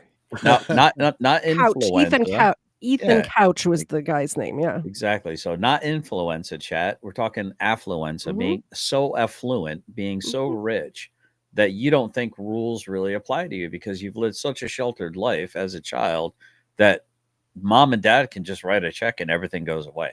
Yeah. I don't have to follow rules. I've never had to follow rules. So therefore it's almost like an insanity plea, but being so affluent that things just don't apply to you anymore. Yeah. And so getting the money out of that, the justice system is just like, and then there's the lower tier where they kind of bleed the poor dry, right? Through the process. You know, you can beat the rat, but you can't beat the ride, right? The process is the punishment oftentimes. Yep. I have one more video queued up. It is I think it's the most recent press conference. So let's watch that and we'll talk some more. Do you have time to hang out for a little bit longer? It's about a 20-minute. Sure. Okay. Cool. I'm going to let this play and then I'm going to sneak off to use the restroom. So Next up, everyone, we want you to guys are in charge. It worries me, but you guys are in charge. go out to Pontiac, Michigan. This is where the Oakland County Sheriff is speaking on a case and an investigation where a mom is accused of leaving alone her kids in a neglected home for years. Let's listen on Live Now from Fox. Some of this content could be very, very hard to really retain here, so viewer discretion is advised as we learn the details of this case. Agreement was arrived at in 2022, but the mother still would not allow him to see the kids. So that's what we've learned so far, at least preliminarily. We're going to go back and double check all these timelines and that kind of information. So he, in essence, had lost contact with the kids. And that's where that stood. So we've had questions about that. The other questions that we've had was who were the other people potentially dropping food at the house other than the mother? So far, again, the investigation is pretty layered and complex given that it's going over years. But it appears those are companies like an Instacart or a DoorDash, things like that. So so far, none of the people that were coming to the house had any awareness that there were kids inside or the situation in which they were delivering to. Obviously, the question was somebody dropping food off knowing there's kids there? No information at this point leads us to believe that. The kids were forensically interviewed with our partners at Care House. They've already been seen once at McLaren. We intend to have them at a much more detailed both physical and mental health kind of checkup, if you will, that will happen hopefully this week. When our detectives saw them at their interview at Care House, they were already making amazing progress, having had some tender love, having had some supportive care, having been put in new clothing and some basic hygiene. The one detective said that the little girl was talking quite a bit. So that's super exciting to see that happening. And as it relates to being in the house, the only one of the three that ever came out was the young boy, and he came out twice. Once because he wanted to feel the grass, which by itself is heartbreaking, and a second time to check the mail. So you wouldn't do this to an animal, let alone your child. So, just to hear that he came out to touch the grass is just crushing, soul crushing on so many levels. As it relates to the house, we have obviously released pictures. I'll get my technical expert up. You've already seen some of these pictures. I rolled that little mouse, but it didn't want to cooperate. So inside of the home, as I had mentioned with these pictures, trash was piled, in some places 3 and 4 foot high. Everything was covered with feces and trash. The toilet had become non-functional, and the bathtub was filled with feces. That's the kind of situation these poor kids had been living in for years, not just hours or days, for years. And so when you have the complete lack of hygiene, a complete breakdown of basic living conditions that they were subjected to, and to get a little deeper into that, detectives have narrowed down the initial abandonment they believe to be somewhere in the spring to summer of 2020. These photos are heartbreaking when you actually see how they were living. I mean, I believe that what we were talking about earlier, I believe the judge has seen this. It's all over the news and stuff like that, and I think that's might be where we got that number from, you know? So before you hit play on this, if I may. Yep. Now, the gentleman speaking Mhm. mentioned how this was being facilitated. They don't think family members were involved. Mhm. They seem to think it was like Postmates, Uber Eats, or some kind of a business that would deliver things, you Yep. know, Amazon, this, that, and the other thing. So here's the interesting thing. I don't know if you've seen it, and I tried to find the link. Well, Candace Owens did a show about Wendy Williams, where Wendy Williams was seen in some kind of a hospice situation or some kind of retirement home. The show host, Wendy Williams? Yes. Okay, I haven't seen it You yet. remember when she was on stage and she had like the Statue of Liberty thing, and she had her she had her fainting thing where she had like a aneurysm or something. Was that COVID related or was that a rumor? Yeah, the Okay. super. I'm guessing she was super vaxxed and extra boosted is my Okay. guess. So recently she's been kind of hidden away. Mhm. Now I'm trying to find a video of it. She's like up against the glass trying to get people's attention to Oh. try to come rescue her, because they got her in like an old folks home where they won't let her leave, and she's like in a small pod basically. It's very interesting, and matter of fact, Candace Owens did an article on it. I just went to bring it up, and it said when I went to click on it, it says this video is no longer available. Let me share something else with you. So I don't know if Candace Owens got a slap suit against her to make sure that she takes it down, like the lawyers went after her. It's the internet. It's still out there somewhere. I'm Never sure it goes is. away. Yeah. But so the interesting thing is, here's a woman Mhm. that had what seemed to be a perfectly fine. She's super inoculated, super protected. Nothing can hurt her. Weird Mhm. fainting spell on stage, on live air, like we've seen so many other people do, Mhm. to include all these athletes just dropping on their faces, you know, the peak of their health. And then all of a sudden now she's in like an old folks type home, retirement home thing, where she's acting like a prisoner. There were people on the phone. TMZ was on the phone with her. Like maybe if you search, maybe I'll keep looking for it or whatever, but TMZ, and this is maybe for a future story, but the tie that binds with this tangent is Postmates, is stay at home, get in your pod, eat your Mhm. bugs, put on your VR goggles, and don't leave your house. Things, you know, you'll own nothing and be happy.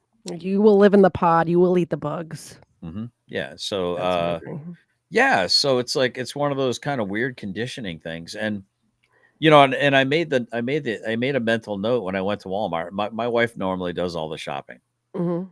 And I went to Walmart, and, you know, I've seen these videos of like, oh, because of the ice raids, these places are ghost towns. Well, that footage must have been shot at 3:00 in the morning. Because my Walmart looks exactly like it looked before the raid ice warnings, you know, all this other stuff. There's all kinds of diversity in my Walmart, super busy, you know, no issues there. But what I did notice, which was interesting, is the Pavlovian kind of conditioning of self-checkout. I noticed that there were 3 women working as cashiers, and I always go to a human being when I have the option, because I know that human being has to not only feed themselves, but they likely have other people that are probably relying on them. Whereas that machine only has a couple technicians that come in every now and then. And so I'm helping out more families by giving that cashier a job. Yep. And I noticed that I was the only one really going there. And there were 3 women waiting to serve people. People were conditioned to go to the self-checkout. And I'm looking around and I'm going, and as soon as this lady checked me out, and I stopped and I kind of turned around, I said, don't you think it's interesting and funny, like ironic funny, that, and I'm looking at all these people going through the self-checkout, And these three women are now gathered together like chickens at the water cooler. Just now they get to talk to each other because they don't have anyone trying to go through their line now, Yeah. because we're so conditioned without the employee discount to check ourselves out. What are your thoughts on that? I am conditioned not to use the self-checkout unless absolutely mandatory, there's no other cashier. I don't wanna do the job of a cashier. I was a cashier at one point in my life. I didn't like it, and I don't wanna do it now. Personally. I have a nasty habit of forgetting to put the credit card to pay it for the materials.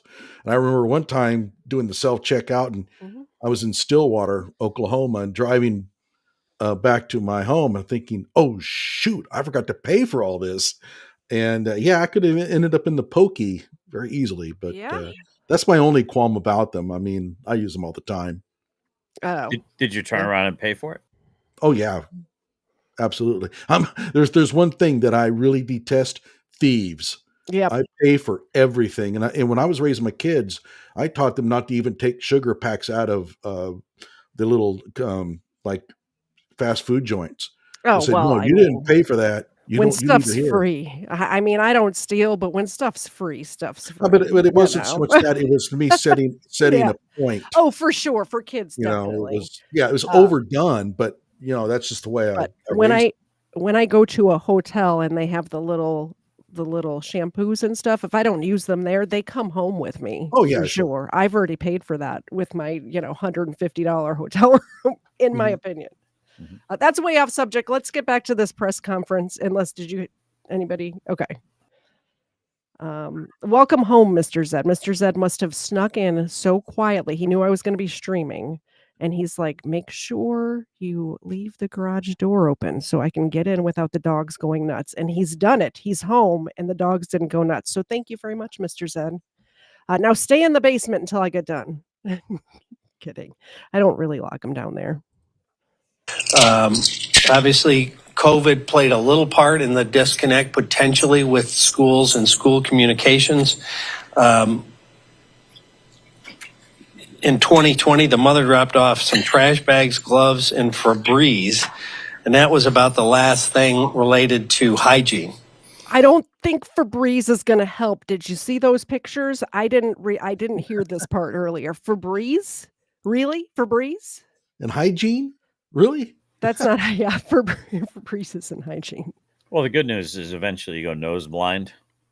I hope that's the case, but I just don't know. 2020, in the height of COVID, okay? Towards the end, the children apparently were getting a loaf of bread dropped off that was intended to last 3 to 4 days.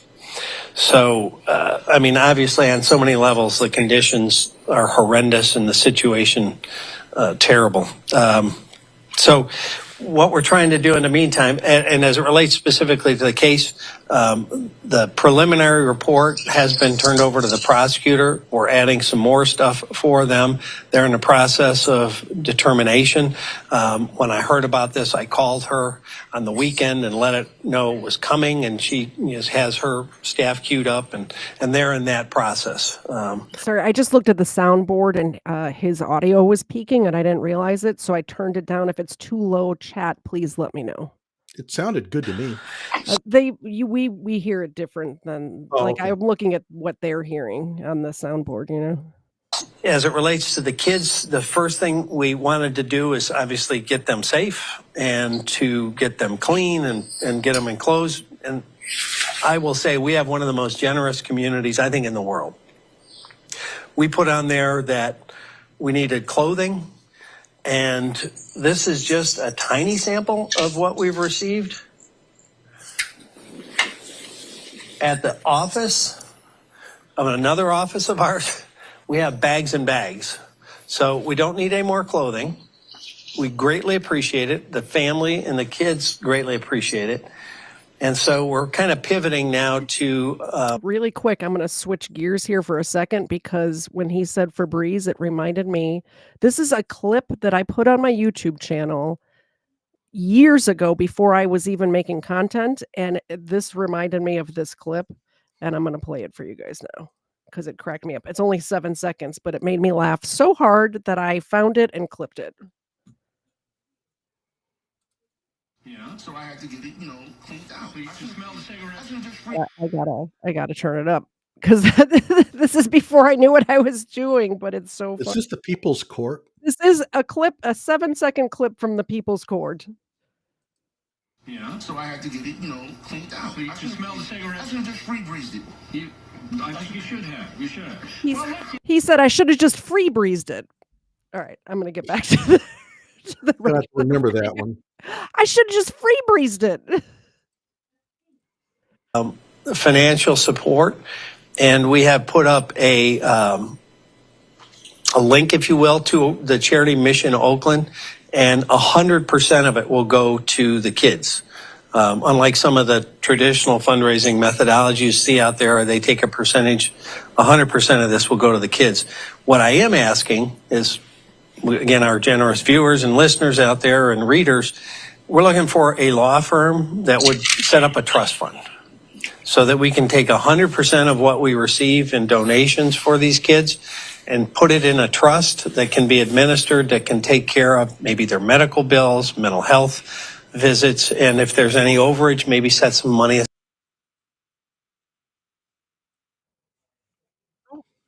Oh, I hit the wrong button.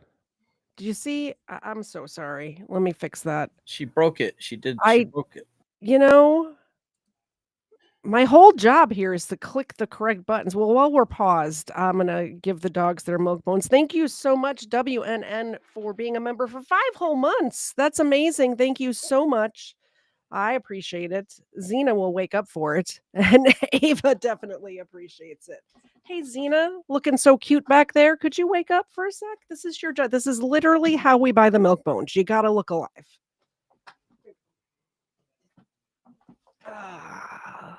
Thank you so much. To be able to kind of hand the baton to a trust fund that will manage it in a way that makes sure it's just the kids. Not suggesting anybody else would do anything with it, but we're looking for a mechanism where we can hand this off. So if there's a firm out there that would like to set up a trust fund for these kids, then we'll deposit any receipts that we have. In a very short period of time, I think we've already got $15,000 to $20,000 in on our donations. So we're going to, obviously have some real dollars to be able to give these kids, but that won't make up for the 3-4 years that they've been subjected to these conditions. I've said this more than once, but you see those videos of animals in just terrible conditions on commercials, and it pulls at your heartstrings. Imagine maybe by 10 living in what we showed you, and then play it out over years, not days or weeks. So it's hard to wrap your head around this one. So there's going to be a lot of long-term, I think, mental health and educational needs and things that we want to try to help with the family to get to that point.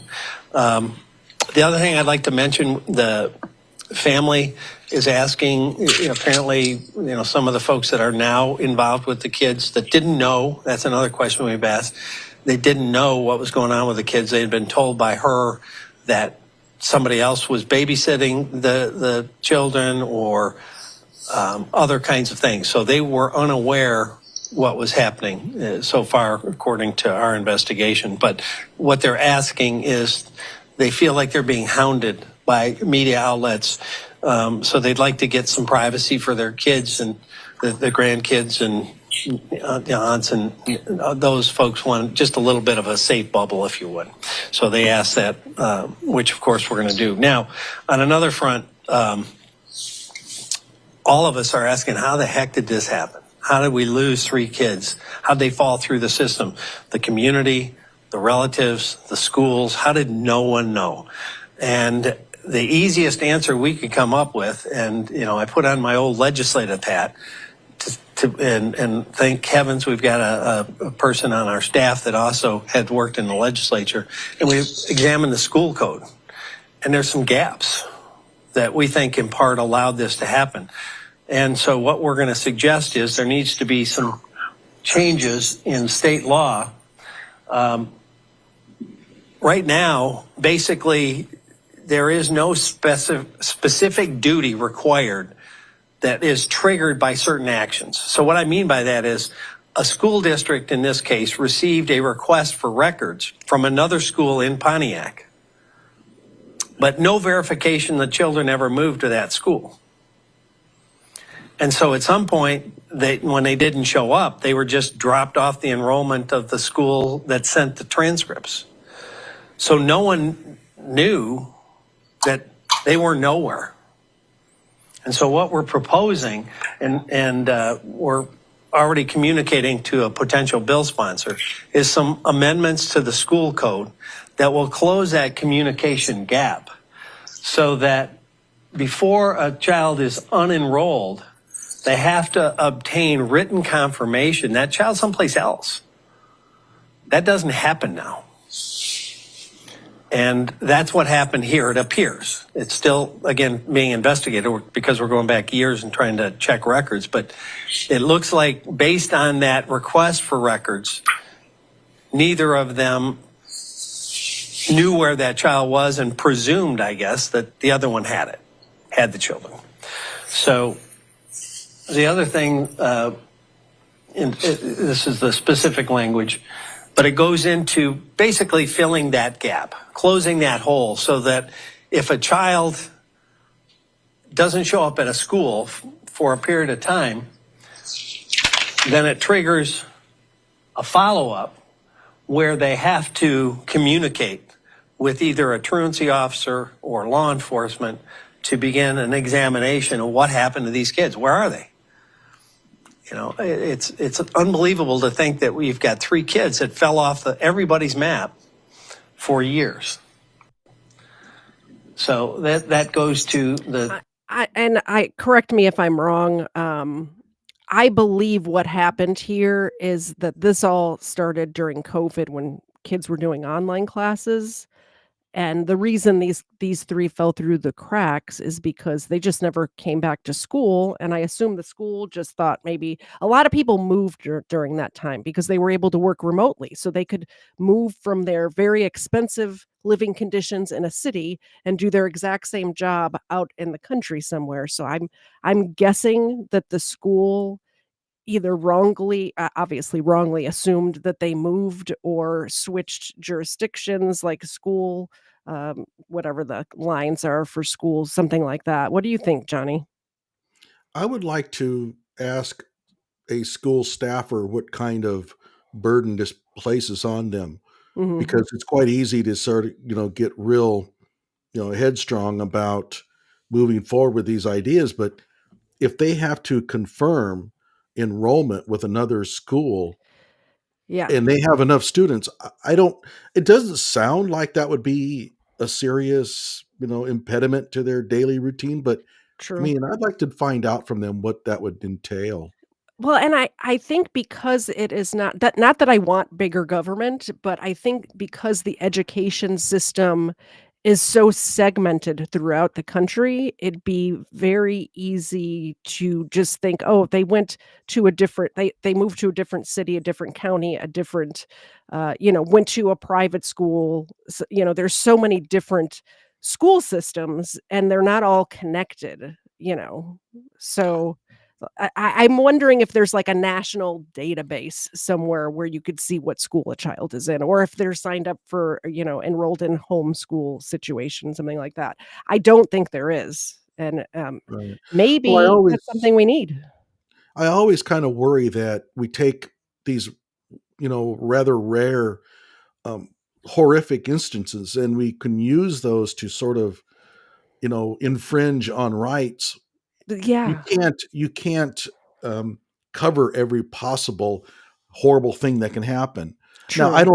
I don't see anything wrong with what he's proposing here, but Mhm. I would still like to investigate that before, because, you know, i- this is how your rights get eroded, is Well, the that's what I perpetual mean. fear. I Go ahead. don't want bigger government, but Mhm. when it comes to children, if the adults in the children's there's a chance that the adults in the children's lives are not protecting them, and I mean, I'm not saying to I don't wanna infringe on anybody's rights either, like I said, and I think smaller government is better, but when it comes to kids, in my head, exceptions can be made, you know? Eh By the way, you have a question here. Wouldn't they have Oh. to release records to the new school? I think that they have to release those upon parental demand.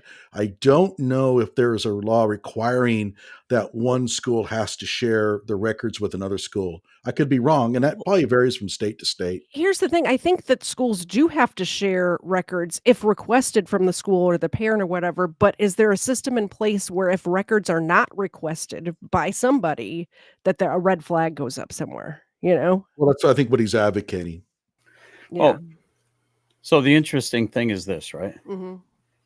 I kind of like what Johnny was saying, and I still got it. I kind of ran back because I wanted to engage the premise real quick. Yeah. I'm almost done. But this is how rights get infringed, right? So Yeah. let's exchange kids for guns or pew-pews.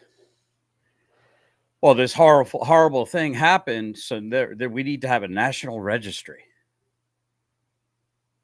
The kids are not guns.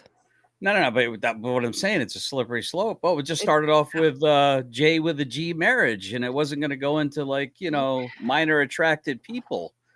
Well, that didn't take long for it to go exactly where people wanted it to go. So what I'm saying is, to what Johnny's point is, not to be controversial. Well, I mean, let's be controversial, because this is when you fall asleep at the wheel of protecting your rights, Mhm. in favor of one person getting rights, and then these rights over here get eroded. Next thing you know, I understand kids aren't pew-pews. I get it. I'm not saying that they are.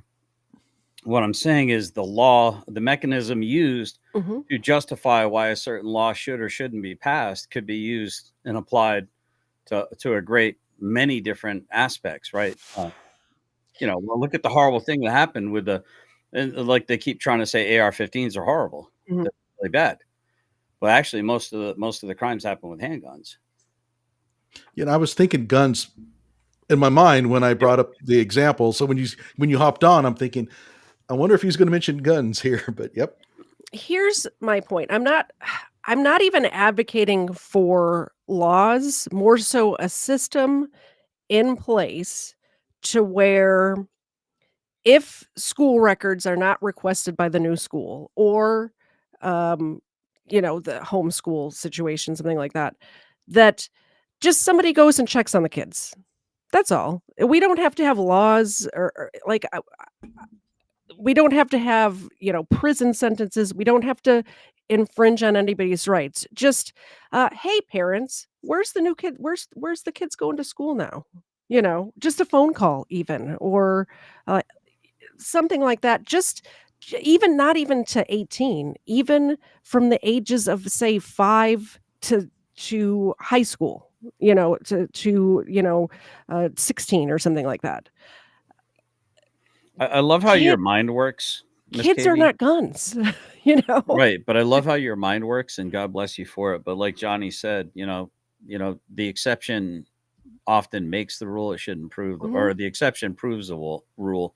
It shouldn't make the rule. Mhm. And when we start making exceptions because we're trying to bubble wrap the world to the point where you can't even move without you haven't even a chance of like skinning your knee.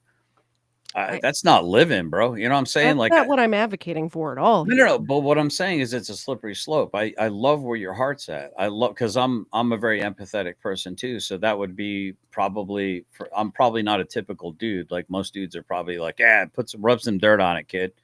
I'm kind of like that helicopter parent. I'm like, this should have been prevented. You know what I mean? So I'm more with you. But what I'm saying is, I think where Johnny's head is there has to be caution, because when we start taking these extreme instances and iterations of things and then try to legislate, right? I mean, it could get really, really infringy really fast. I don't know. I just made up a new word. I am not advocating for new laws. I'm advocating for truancy laws to be abided by, or somebody look into. Here's the thing. Here's where I'm coming from. When you see a child in danger, there is no, it's none of my business. When there is a child in danger, it's all of our business immediately. You can't be like, "Oh, none of my business, each to their own," all of that when there is a child in danger. Right, but what I'm saying is, I think you're leaning so much on the state, with your this your listen. I don't want to speak for you. I like where your head's at. I think Mhm. community, church community, Mhm. large families. You're from a Catholic family. This would be insurmountable for your brain to comprehend that there would not be some loved one somewhere trying to check in to see if little Katie was okay, because we haven't seen little Katie in a month, and that's unusual. So somebody in your family would have come knocking, right? Probably. So what I'm saying is the bifurcation that has happened in so many segmentations, so many schisms in our country is not on accident. It's all on purpose, right? Mhm. The social distancing, the stay in your home, the wear your mask because you want to keep grandma alive, that kind of thing. That all of these things, and I'm not trying to make fun of anyone. Listen, your body autonomy is your body autonomy. I salute you for it. If you wanna wear a mask, you can, but I'm gonna make fun of you for it. Right, but there's that, but don't try to force me Yeah. don't try to force me to wear something I'm not comfortable with, respect my bodily autonomy, right? You do Yep. what you wanna do, so as long as it's not infringing on the rights of other people. So what I guess the overarching point that I'm trying to make with my pushback on your thought, I think it's a well-intended thought, but what Mhm. happens when you give power to the government? The same organization that Doge is running around just absolutely bee slapping all kinds of waste, fraud, and abuse right now is Mhm. the same organization you want to give a registry to your children to check up on I your children, I'm that not will be the saying, ones to I come mean, take your children away if they deem you not being appropriate. And further, to finish the point, they are the same indoctrination system that is actually turning our children against not only our own country, but their own parents. Your thoughts? I withdraw my, registry comment. That was, I sometimes I just talk. Like, this is how we suss out ideas, right? We I got it recorded. withdraw We got it recorded. I withdraw the, registry. I think what might be a good rule, not law, rule to have in place is if the next school year rolls around and, little Stevie doesn't show up for class, the new school should make a phone call and say, "Hey, do you want us to send their record somewhere? Are you homeschooling? What's happening with little Stevie? Is Stevie, in a trash bag buried in the backyard?" I think, somebody and, I think it was Smith W. said that, um this is the job of real adults in the community. Who are the real adults in the community? If not the school system, who and it doesn't even have to be public. I'm not saying government schools. I'm saying any school. It could be, I went to Catholic school my whole life. Okay. That school, if I don't show up to school, should be calling my parents saying, "What's going on with Katie? Where's she at?" Miss That's Katie, all. I love where your heart's at. I want, before I forget this, and Johnny, I'm dying to hear what your thoughts are on this. Well, At the risk of being honest with you and it offending you, my purpose is not to offend you. I hope you don't think that. I think you're enjoying this. No, I am thoroughly enjoying this. I love that I can have a conversation with adults that I disagree with and not Mhm. hate each other after. That's most of the people in my life. I Yeah. don't agree with any of them. So, So here's the issue that I see. yep. We have tried to shut down. We have left strip clubs and liquor stores open, and tried to close down churches during COVID. Right? We have made a choice as a society that these things are good and these things are bad, and it's actually what, woe be to he who calls good, or it mistakes evil for good and evil good for evil, bitter for sweet, sweet for right. So here's the interesting thing. If there was not all this government overreach, all this government involvement in Mrs. Bryant's life in the first place, there would have been a need and a necessity for her to have maintained good communications, good relationships with her immediate family, her extended family, in order to lean on them in times of need. But because Big Daddy government came in and said, don't worry, little girl, I will take care of all your needs and all your little baby's needs because you are future power, a future power influx for the more people need the government, the more the government is needed, right? The more we have to rely on the government, the more important government becomes in everyone's life, right? Yep. So my point is this: if there's less government involvement in our lives in general, especially our children's lives, there's going to be more family involvement because you're not going to have that safety net, that social safety net, minus the church, right? It used to be like, before the Hart-Celler Act, if you didn't make it in this country, you saved up as fast as you could. You sailed up back off to where you came from. What's the Hart-Celler Act? I'm unfamiliar. It's basically a huge social safety nets that happened in America, like the whole social safety net. Like my ancestors, I'm like third generation Greek, fourth Mhm. generation like Italian, something like that, right? My ancestors had to eat a big bucket of poo Mhm. and earn their ability to stay in this country, or they had to go back or they perished, or they had to rely on the charity of a church or a philanthropic charities. But when the government comes in and says, we will make it so you can't fail in some way, shape, or form, it takes the bar of our ability to succeed and puts it on the ground. And people still seem to get underneath the bar somehow. So my point is, there would have been people in these children's lives because she would have needed to Mhm. be in her extended family's life in order to keep treading water. That's your checks and balances. That's your are these kids okay? I haven't seen my niece in so long. But because they want us to spread out because we're consumers. We're the Mhm. new product for the government. Consumerism, we're the product to consume products, right? We're like yeast. Mhm. The government's getting our farts basically, and that's how it's powering itself. And I'm getting really esoteric here, and I do apologize. Thank you for this a little bit extra leeway. So I guess my point is, what I'm trying to say is, if you have one household and it's multi-generational, you've got Mhm. great grandmother raising the great grands, so they're learning from that wisdom. Then it frees up mom and dad to go out and work in the field or go out and get a job, and they don't have to worry about their kid getting diddled by the daycare, Mhm. right? And different things like that. So what we've done is we've spread out our own family structures to the point where it's like it's flat, it's smooth, it's too much butter over too much, or too little butter over too much toast. What we need to do is it needs to come back. It needs to elasticize back. It needs to snap back into shape. We need multi-generational families. We need less reliance on the government. We need to be able to monitor ourselves, handle ourselves, and not be infantilized by our own government.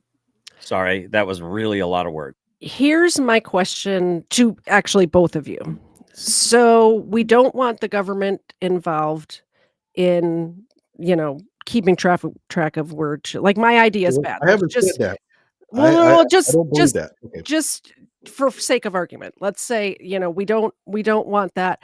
But we do know that there are certain segments of the population, um, and we know what segments those are that do not appreciate community as much as others. They don't have what you were talking about, either the multi-generational or church family, or the only adults in some kids' lives are one single mother, as in this case. What solution is there to I don't think the children should be punished because of the parents' sins, right? I don't think the children should just be thrown to the wolves because they are children, you know? What is a better solution than having the school where the childrens don't show up to call and figure out what's up with these kids? Let me go ahead and say that I don't have an issue with the school even being compelled Mhm. to send child protective services if a child is not showing up. We allow the government. Well, let me put it this way: Mhm. we can't allow the welfare of our kids to be simply up to the parents, because we're seeing right here with this case what happens when when you allow that to happen. It was government that went in and fixed this situation. They get the kids out of the home. They arrested the mother. It's government doing that. And so parents, there's parental rights, but we do allow the government to have control over that to a certain extent. The question now becomes what's reasonable.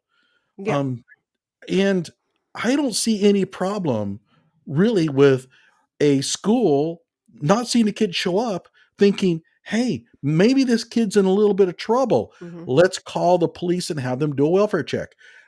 I don't see a problem with I that at all. honestly, I think that should be step 3 or 4. I think just calling the parents should be the first step, and it should solve itself right there in most cases.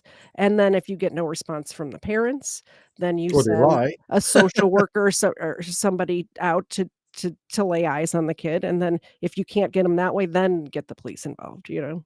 Right. And also, this law that he's proposing where a school has to inform the other school before they can, blah, blah, blah. On the face of it, I don't see a problem with it. That seems reasonable. The problem I had was that if we take these extraneous rare events and we start passing laws, that's when child protective services can become, they can grow to the point where they become a real problem. And I'm not a child protective service basher. I understand why we need them. Yeah. I think that they, for the most part, do good work.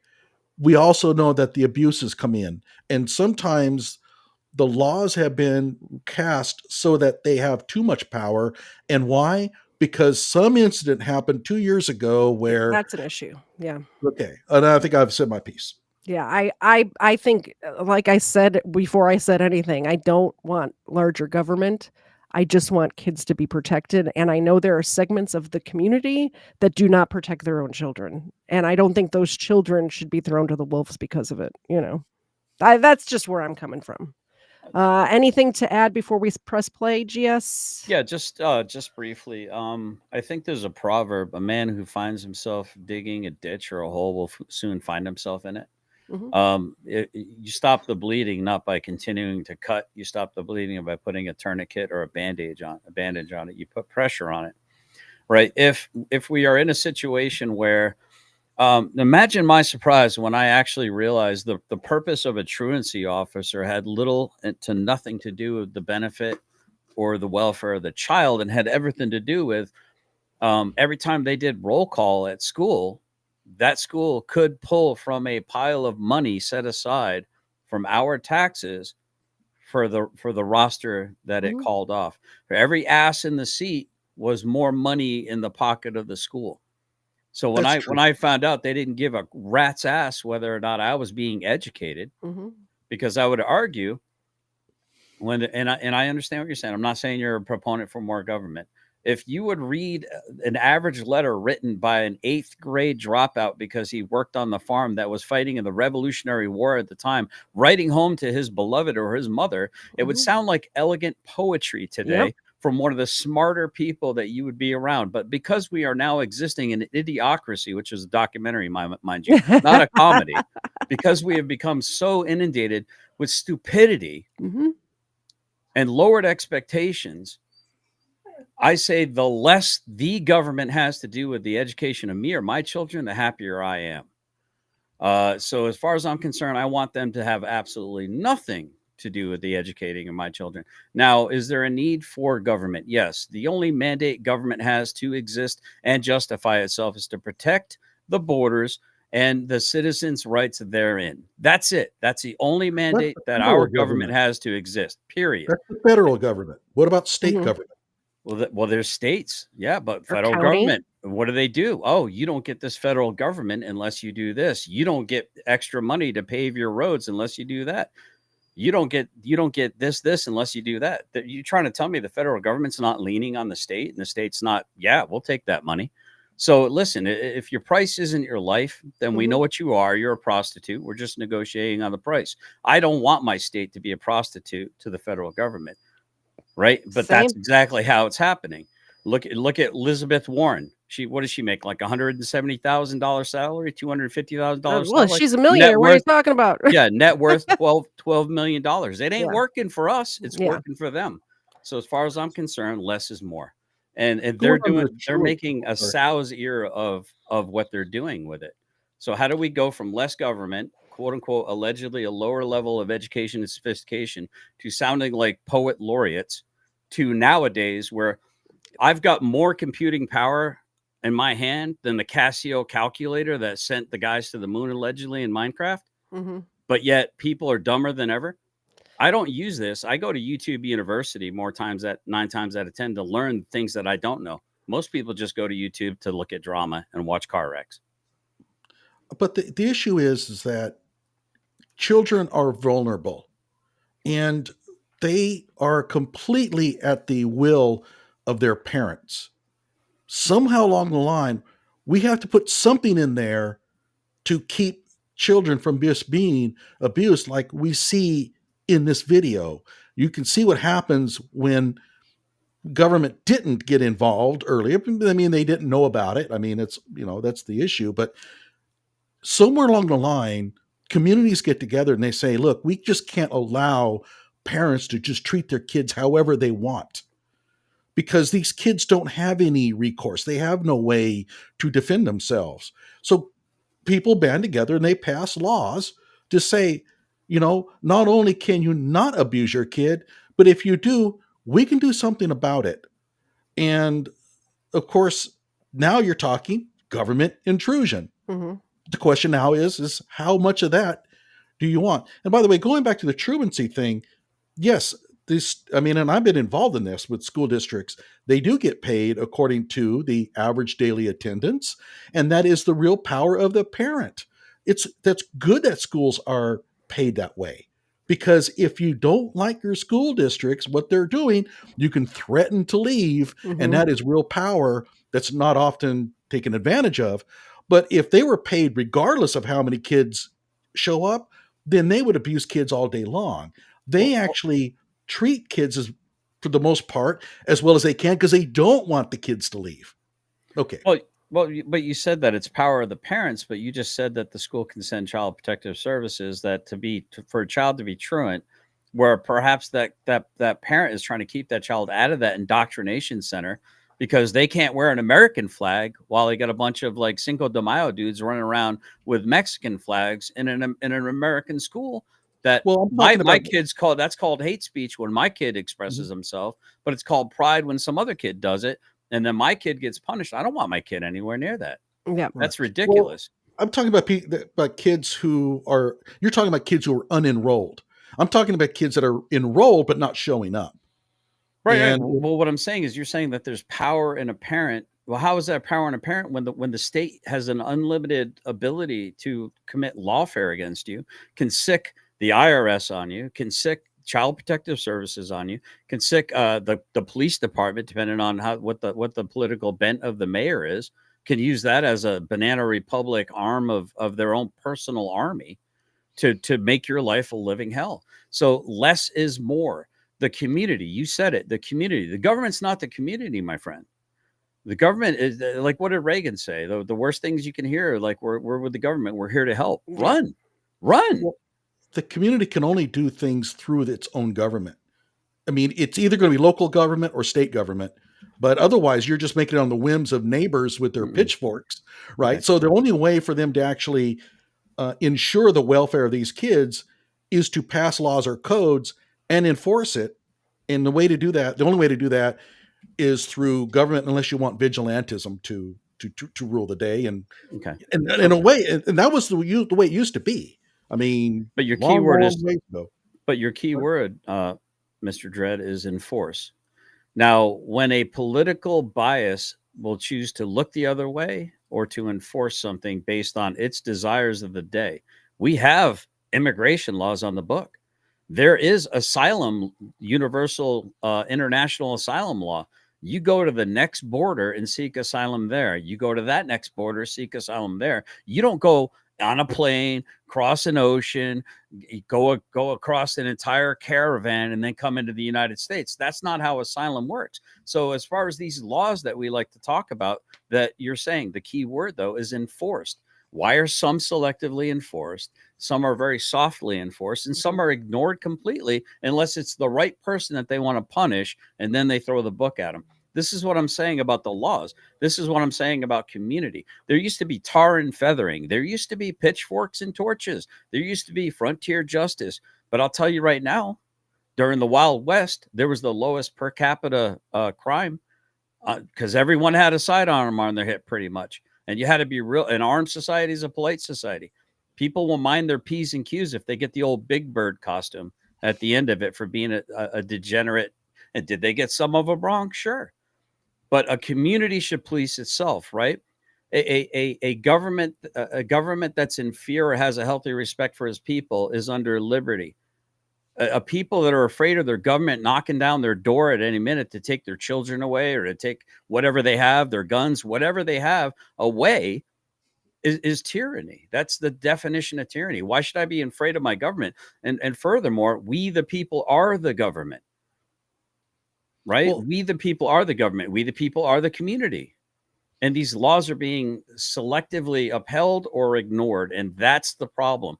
If they were, if Lady Liberty were blind truly, I would have no problem with anything you're saying. But they are being selectively applied or ignored, depending on whatever the politico du jour is, and whoever's in charge. And that's very dangerous, whether you're a Republican, an independent, or a Democrat. It's very dangerous. Your thoughts, sir? Well, I mean, without enforcement, laws are pointless. Exactly. Those are just good ideas. So if you're going to protect children, the only way to do that is you got to pass laws. There are just some things you cannot do as a parent. I'm sorry. I mean, it's just the community has decided that the welfare of kids is everybody's business. It's not just the parents. I believe that. Yep. Right. But the government doesn't have a monopoly on violence, though. Currently, they don't have a monopoly, which means that it's incumbent upon each community and each society and each tiny little mechanism to police its own community, right? You don't want the federal government of Washington, D.C. telling you what you should be doing in some podunk town in the Appalachians, do you? Coming in with their bringing in a chopper and fast roping in. Hey, what are you doing? Your outhouse is exactly 20 meters too close to your dwelling. You're out of code. I mean, you see what I'm saying? Like, there has to be a level. And I agree with you on the federal side, but I think you're also advocating for dismantling state government. But the state, no, I don't. But I think it should be applied. Child Protective Services is state. What's that? It's not federal. I'm sorry. It's local. Local. Child Protective Services is local government, not federal. But it's governed by state statute. Real quick, I'm just going to do a timeout here. We're getting way off subject. I want to welcome Truther TV to the chat. He is an IRL friend that doesn't show up that much.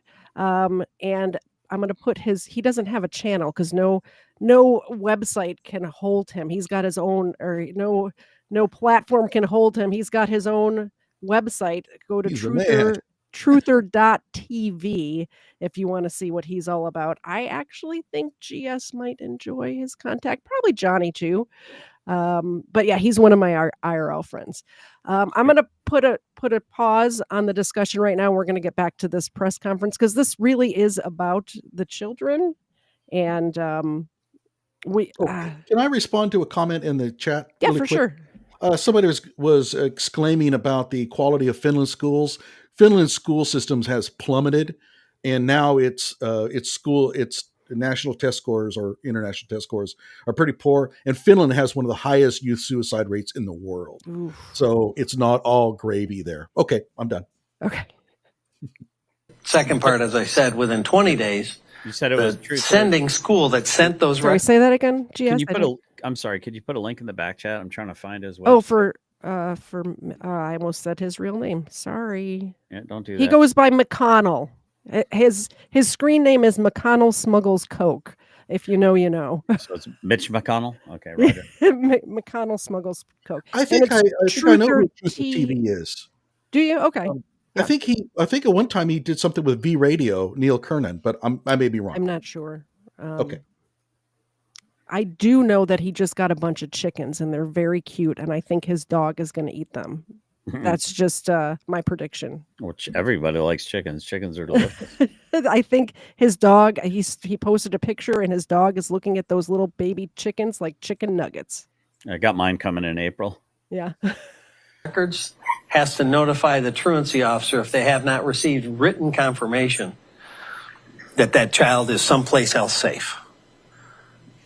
So it shortens the window. First trigger is 10 days, second trigger is 20 days. And obviously this can be worked on, amended, or changed by the legislature. We're just suggesting there's got to be some accountability measures so we don't have kids fall through the cracks in such a horrific way.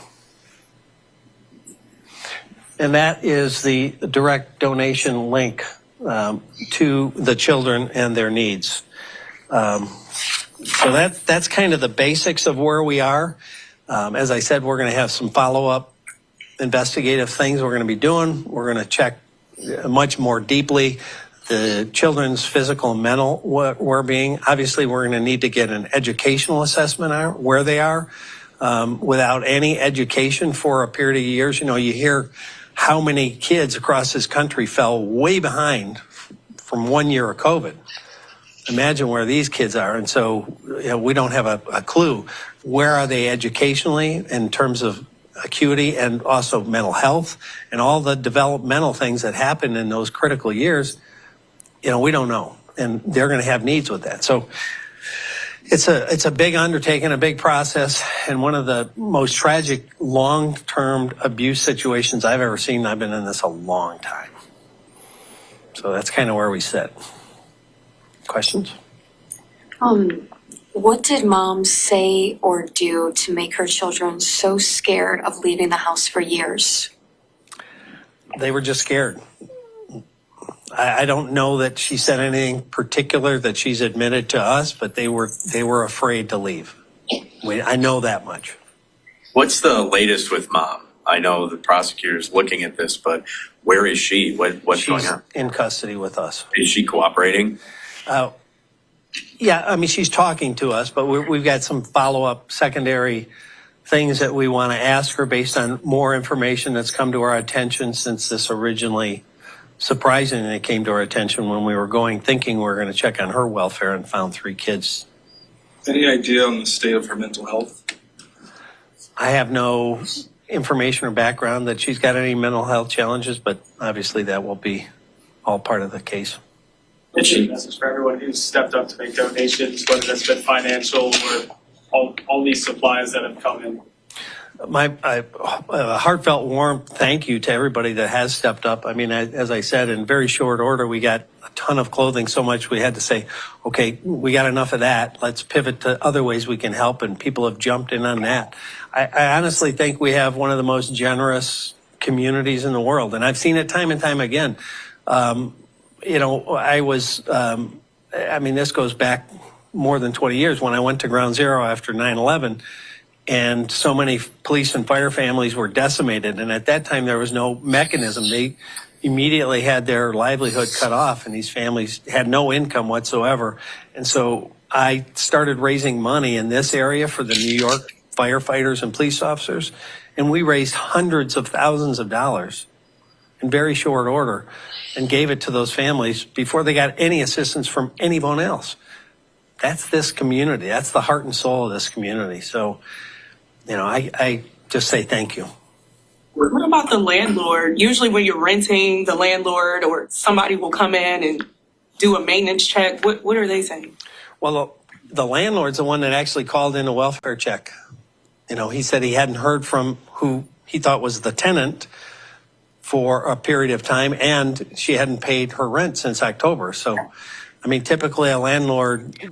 By the way, I hate to keep pausing it, but this is my area of expertise. A landlord is should not come in to snoop around to be checking on people unless there's an issue, unless you call in an issue. For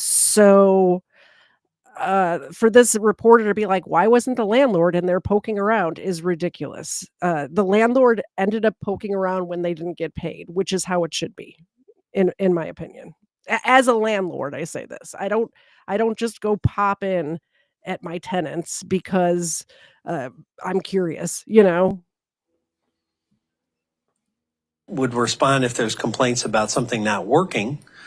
But he was unaware of any of this. He actually sent us there to check on what he thought was his tenant.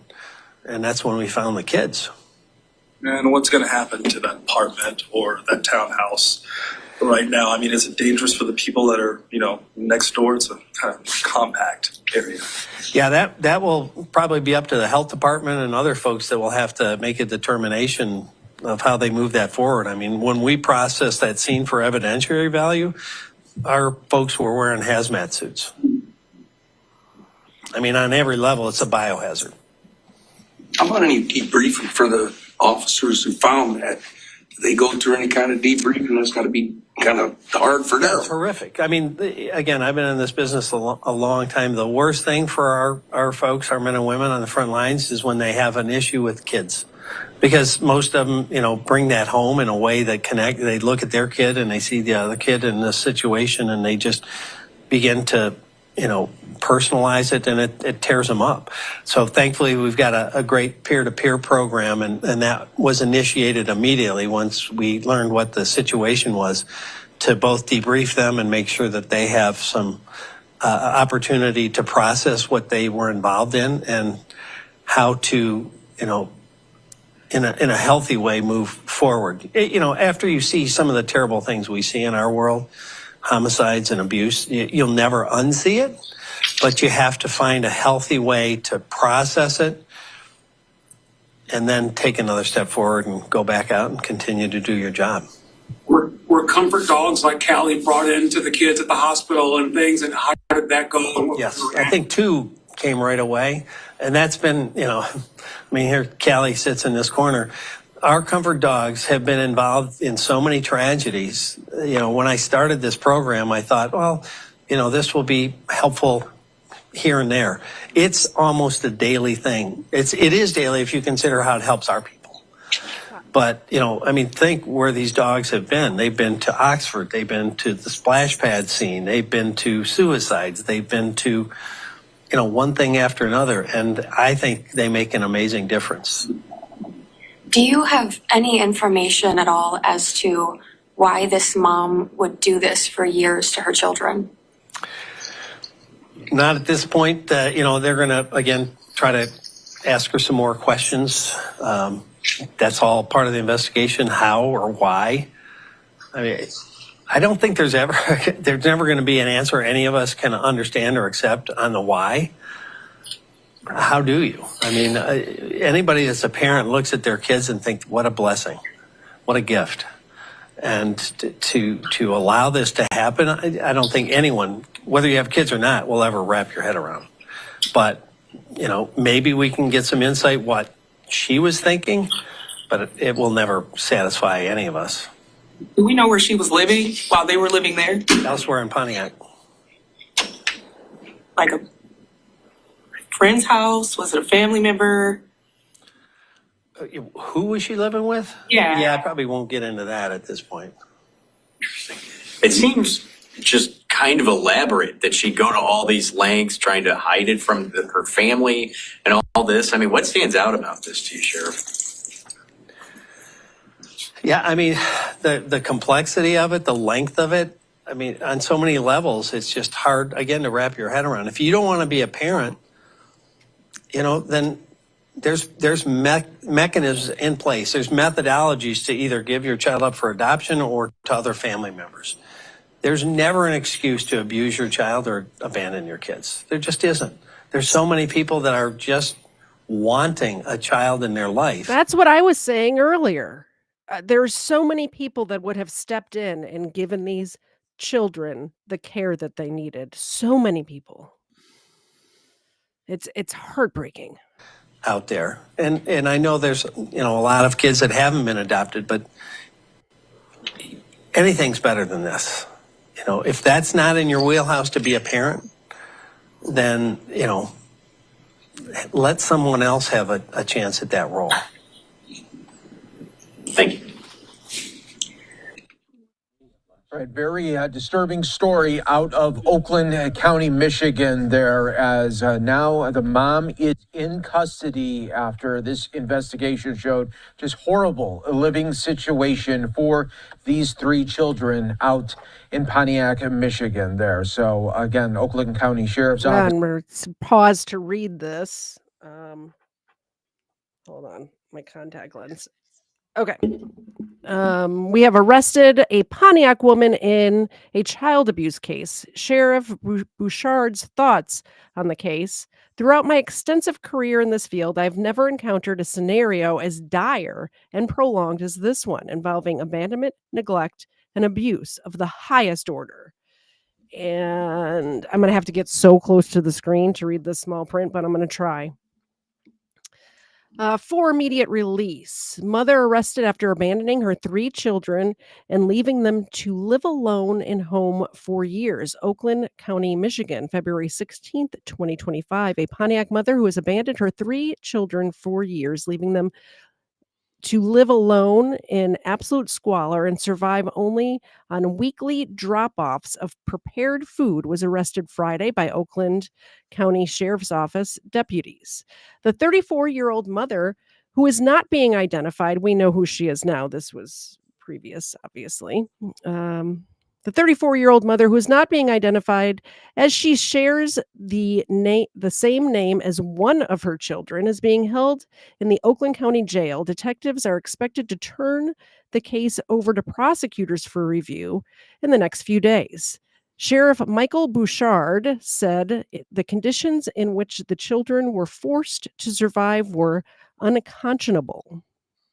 Throughout my extensive career in this field, I have never encountered a scenario as dire and prolonged as this one, involving abandonment, neglect, and abuse of the highest order.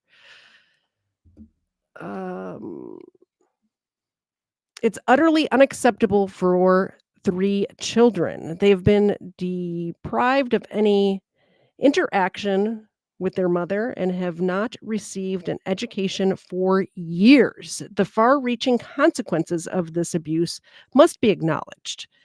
We look forward to presenting this case to the prosecutor and ensuring that this mother faces the consequences of her actions. And then the rest of that is kind of blocked off by the bottom of the screen.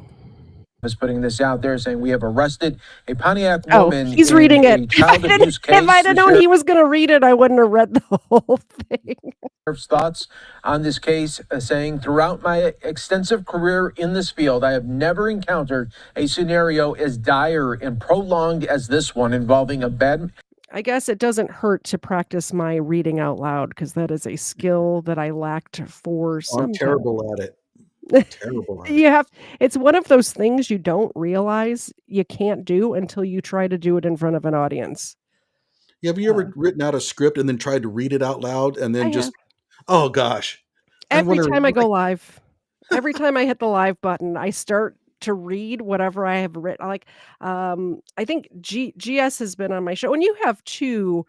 I don't know if the show that we did had show notes. I think you were kind of took charge of that one, but I usually have pages and pages of show notes, and I start to read it, and then I get to the point to where I just scroll down to the bullet points and just speak, because it's much easier.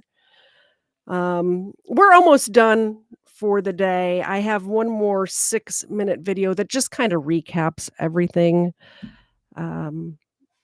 I think that it was an interesting conversation that we had, and I'd love to know your thoughts in the chat about if schools should be mandated to keep or who. I guess the question is, I can't really put that in a poll, but I guess the poll question will be, should somebody be tasked with keeping track of the children of this world? And once you answer that, if you want to type in the chat after that, who would that person or entity be? So I will create that poll, and as this video plays, we'll get your answers. Anything before I hit play, Johnny? No. Okay. Mother leaves her young kids alone in the house for 4 years. Everybody's upset about it, like, oh my God, this is right in our neighborhood. Apparently, this woman, her landlord, stopped getting rent and hearing from her, so he called 911 for a welfare check. Had no idea that there were kids there, let alone kids in grave situation. 3 children were inside, trash piled up, poop everywhere. The kids said that their mother left them there since at least 2021. They had difficulty walking because their toenails were so long. A despicable discovery, and the Shade Room is digging. Her Facebook post that's got people on social media on 10. I'm Justin Carter. This is TSR Investigates.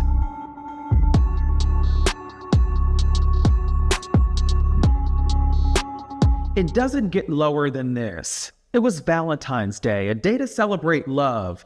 But it turned into a day of horror in Pontiac, Michigan, which is a suburb of Detroit. It was horror that a 15-year-old boy, a 13-year-old girl, and a 12-year-old girl had been living for years. This was their normal. We're blurring out some parts, but you can see the bathroom overtaken by trash, mold, and feces. The girls, they slept on pizza boxes.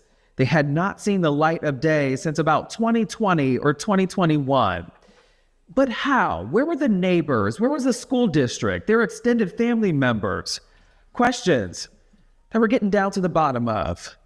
We went to the house to check on what was going on there and had no idea that there were kids there, let alone kids in grave situation. Their hair was matted. They were covered in urine and feces. When we took the kids out of the house, they had difficulty walking because their toenails were so long. They hadn't had any grooming. I don't think they had basic hygiene knowledge of what to do. They hadn't been given hygiene products for years, toothbrushes, etc. It was everyday life for these 3 siblings. Oakland County Sheriff Michael Bouchard telling the Fox affiliate in Detroit that they had not attended school since their abandonment. Instead, they were locked inside this condo on Lydia Lane to never come out. We showed up at the house. The young boy did have communication with the mom and said the police were there, and she said hide. The 2 girls, they did hide in the bathroom until they were asked to open the door. There was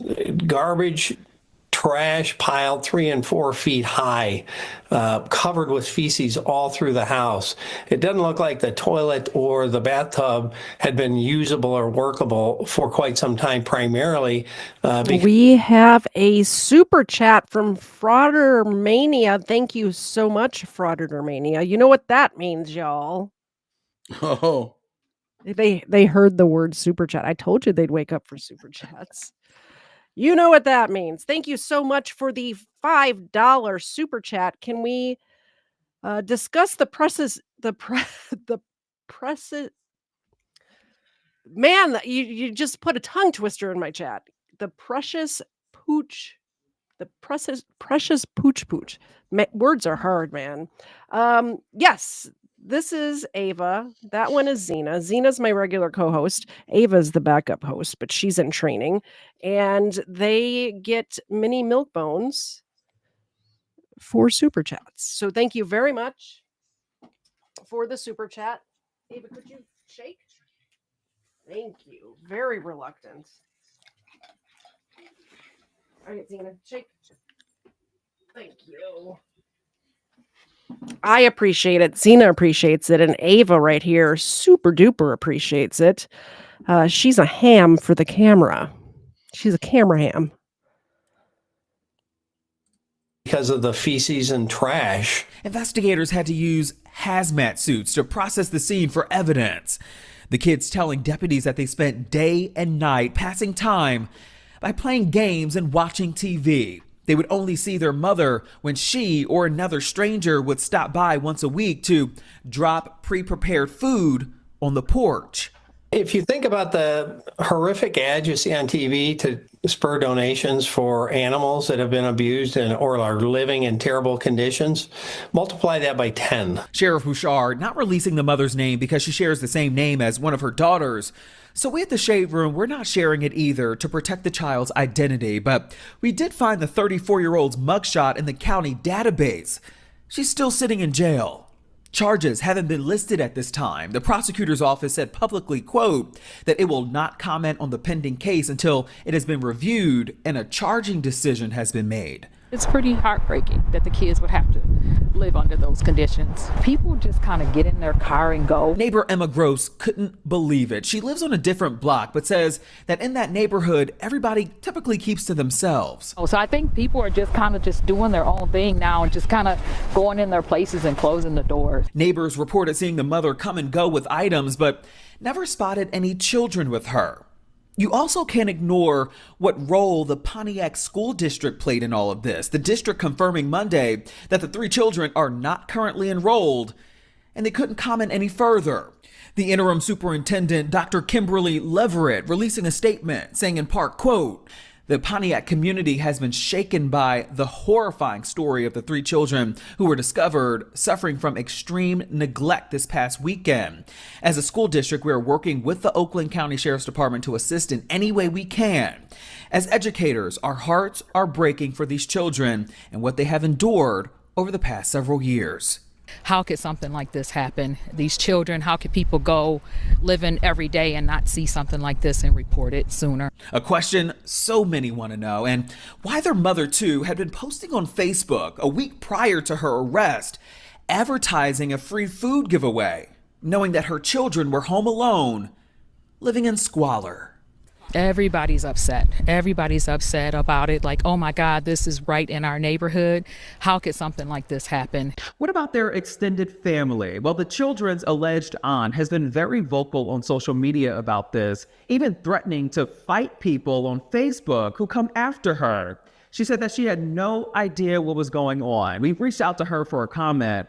We're waiting to hear back. The sheriff's office, in the meantime, says that the mother was arrested without incident at another location and that the children's father was not involved in their lives. The children, though, they've been turned over to a relative through Child Protective Services as the sheriff's office is collecting donations now on the family's behalf. For ways to donate, for ways you can help, visit our website at theshaderoom.com. For TSR Investigates, I'm Justin Carter. Thank you, Justin Carter, for the riveting report. So that's it. That's all I have pulled up for today. I have about 15 more minutes if we want to talk. I have a question for you. Yeah. What's the case here for being mentally unstable and not going to jail? Personally, I don't care if you're mentally unstable. When you do this to another human being, you should be in jail. How about GS? What do you think? I think the argument of mental instability would be out the door with the fact that there was a cognitive understanding that children need food, and food was delivered, whether it be sporadically or not. That would demonstrate that there was cognitive function there, at least the understanding the basic physiological needs of a human being. Here's my point. There it is. Was she unstable because she's got a whole Facebook page that is not showing any instability at all? Right. So she's living her best life. I think that what will kill her instability case is the fact that she told the kids to hide from the police. Right. Mm-hmm. That shows an alertness to what she was doing. It's like a kid eating a cookie. Were you eating a cookie? They know instinctively that it's a sin to lie because they try to hide the fact and they're ashamed that they lied, even if there's crumbs all over the front of their shirt, right? And there's a chocolate stain on their lip. You know, there's a level of understanding there, even from below the quote unquote level of accountability or the age of accountability, according to the Bible. So here's the interesting thing for me, right? So I don't know where I stand on this. I don't have a firm belief on this. So I'm just kind of exploring this. So I hope no one's offended or not offended. I hope you will engage this premise because I'm sussing it out myself. So I don't have a hill on this. That's all we can do, really. For me, my argument to not have government be, well, okay. So government knows that there's approximately 320 to possibly 500,000 children of all these immigrant caravans that have been happening during the Biden administration that are now unaccountable. They're unaccounted for. So there's government who facilitated the absolute barn burner, wholesale invasion of our country by probably taking slush fund money that was supposed to be earmarked for Ukraine, giving it to NGOs to get everyone and their mother, clear out the insane asylums, clear out the jails, get them all in our country for whatever disruptive purposes that they have. I don't think it's left, and I don't think it's right. I don't think it's Democrat. I don't think it's Republican. I think it's global. All right. And I don't think that global has any other agenda other than kill, steal, and destroy. I think if you know, you know. So we war not against flesh, but we war against powers, principalities, and shadowy figures in high places. That said, the same thing that facilitated the losing of, or the lack of accountability, or purposefully misplacing the ability to track close to 500,000, 300,000 to 500,000, whatever number. One is too many. I think we can all agree if it comes to children. So that organization that was responsible for tracking and the care and the protection of these kids dropped the ball. Mm-hmm. Okay. So the question is, who is responsible for doing this according to your poll? I think it starts with the parents. From the parents, it goes to the immediate family. From the immediate family, it goes to the community. The surrounding community should be. We don't know our neighbors anymore. Like the lady said, we all keep to ourselves. Well, that's all part of the design. That's part of the plan, right? You got to get to know your neighbors without getting too busybodied into people's business, and without taking up all the 15 minutes here. It's like, here's my argument. When people are simultaneously the problem and the solution, how do you square the circle? Right? I mean, we're the problem and we're the solution. So how do you make it happen? Like who watches the watchdog that's watching the watchdog, right? What do you think, Johnny? I don't think you can. I think that this is just an inherent problem of that's going to inflict any civilization. That if you're going to have really bad people, you got to have laws, which means you're going to have government coming in, and those are people, but they can be bad. There's no way to solve that problem. I mean, I think the United States does a pretty good job as best as it can, and I think that other countries are maybe better at it. But that's an inherent issue. I mean, you'll never solve that problem as long as you need people to govern others. I just was clicking through her Facebook, and I want to show you guys this. It's just going to make you sick. So I apologize again, but she posted this, and the caption is, "On this journey alone," posted 37 weeks ago. So a couple of years ago, right after she, in the midst of her abandoning her kids. On this journey alone. How So she's trying to messy. advertise that she doesn't have any kids, probably trying to bring men in. Yeah, exactly. That made me sick, so I wanted to make y'all sick too. The poll, should someone be tasked with keeping track of children in our society? 63% of you said yes, 37 said no. I think the issue goes back to what Johnny was saying. It's going to be an issue in every society, and even the people we give that job to will also have bad apples in it. So now where are we at? I think that children should not be punished for the sins of their parents. Obviously, that's biblical. And it's just common sense, really, but I also think that we need to find somebody, if not an entity, just somebody in the community, not necessarily government, somebody in the community that will pay attention to where these kids are. And I think the school system is probably the best answer to that. They certainly have the best resources available to do that because of what they have to do already. Exactly. I think you're muted, GS. Yeah, I agree with you, Katie. You know what? I pick you.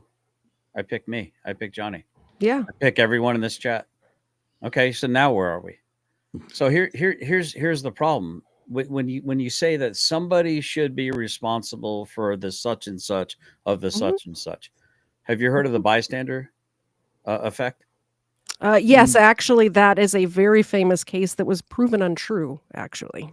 Well, I don't know. Go on the subway in New York and watch people having their phones out while someone's getting essayed and no one's Well, I'm just intervening. saying that specific case. They Oh, did right. research into it. It was I forget the Which one was this? it was the Where the woman apartment was building. being stabbed to death and no one called because everyone else assumed someone else Oh, was okay, doing that's the like job. 1960s, I think. I think New York 60s, City. 70s, somewhere in there, but it was an apartment complex, and the news story, the lying media came out and said 37 people saw it happen, and they all thought somebody else would call. But research has been done into that, and they actually talked to all of those people, and that's not what happened at all. Yes, it was In overblown. that specific case, I'm not saying that the effect is unproven. I'm saying in that specific case, it was But I proven think that wrong. that problem that they're harking at has gotten worse. Yeah. You know. Right. So Kitty again, Genovese is the name. You're Yeah, somebody. exactly. I remember that. hmm so And for I me, remember because the last name Genovese, pretty Mhm. famous in New York. Yeah. Yeah, Genovese. Yeah. Yeah. So for me, it's like it comes down to personal responsibility starts with the person, right? Yeah. Whose responsibility is it for me to take care of my children? It's mine. If I fail to do that, who gets to judge whether or not I'm doing a good enough job taking care of my children? Well, are my children becoming a problem to society? Am I a problem to society?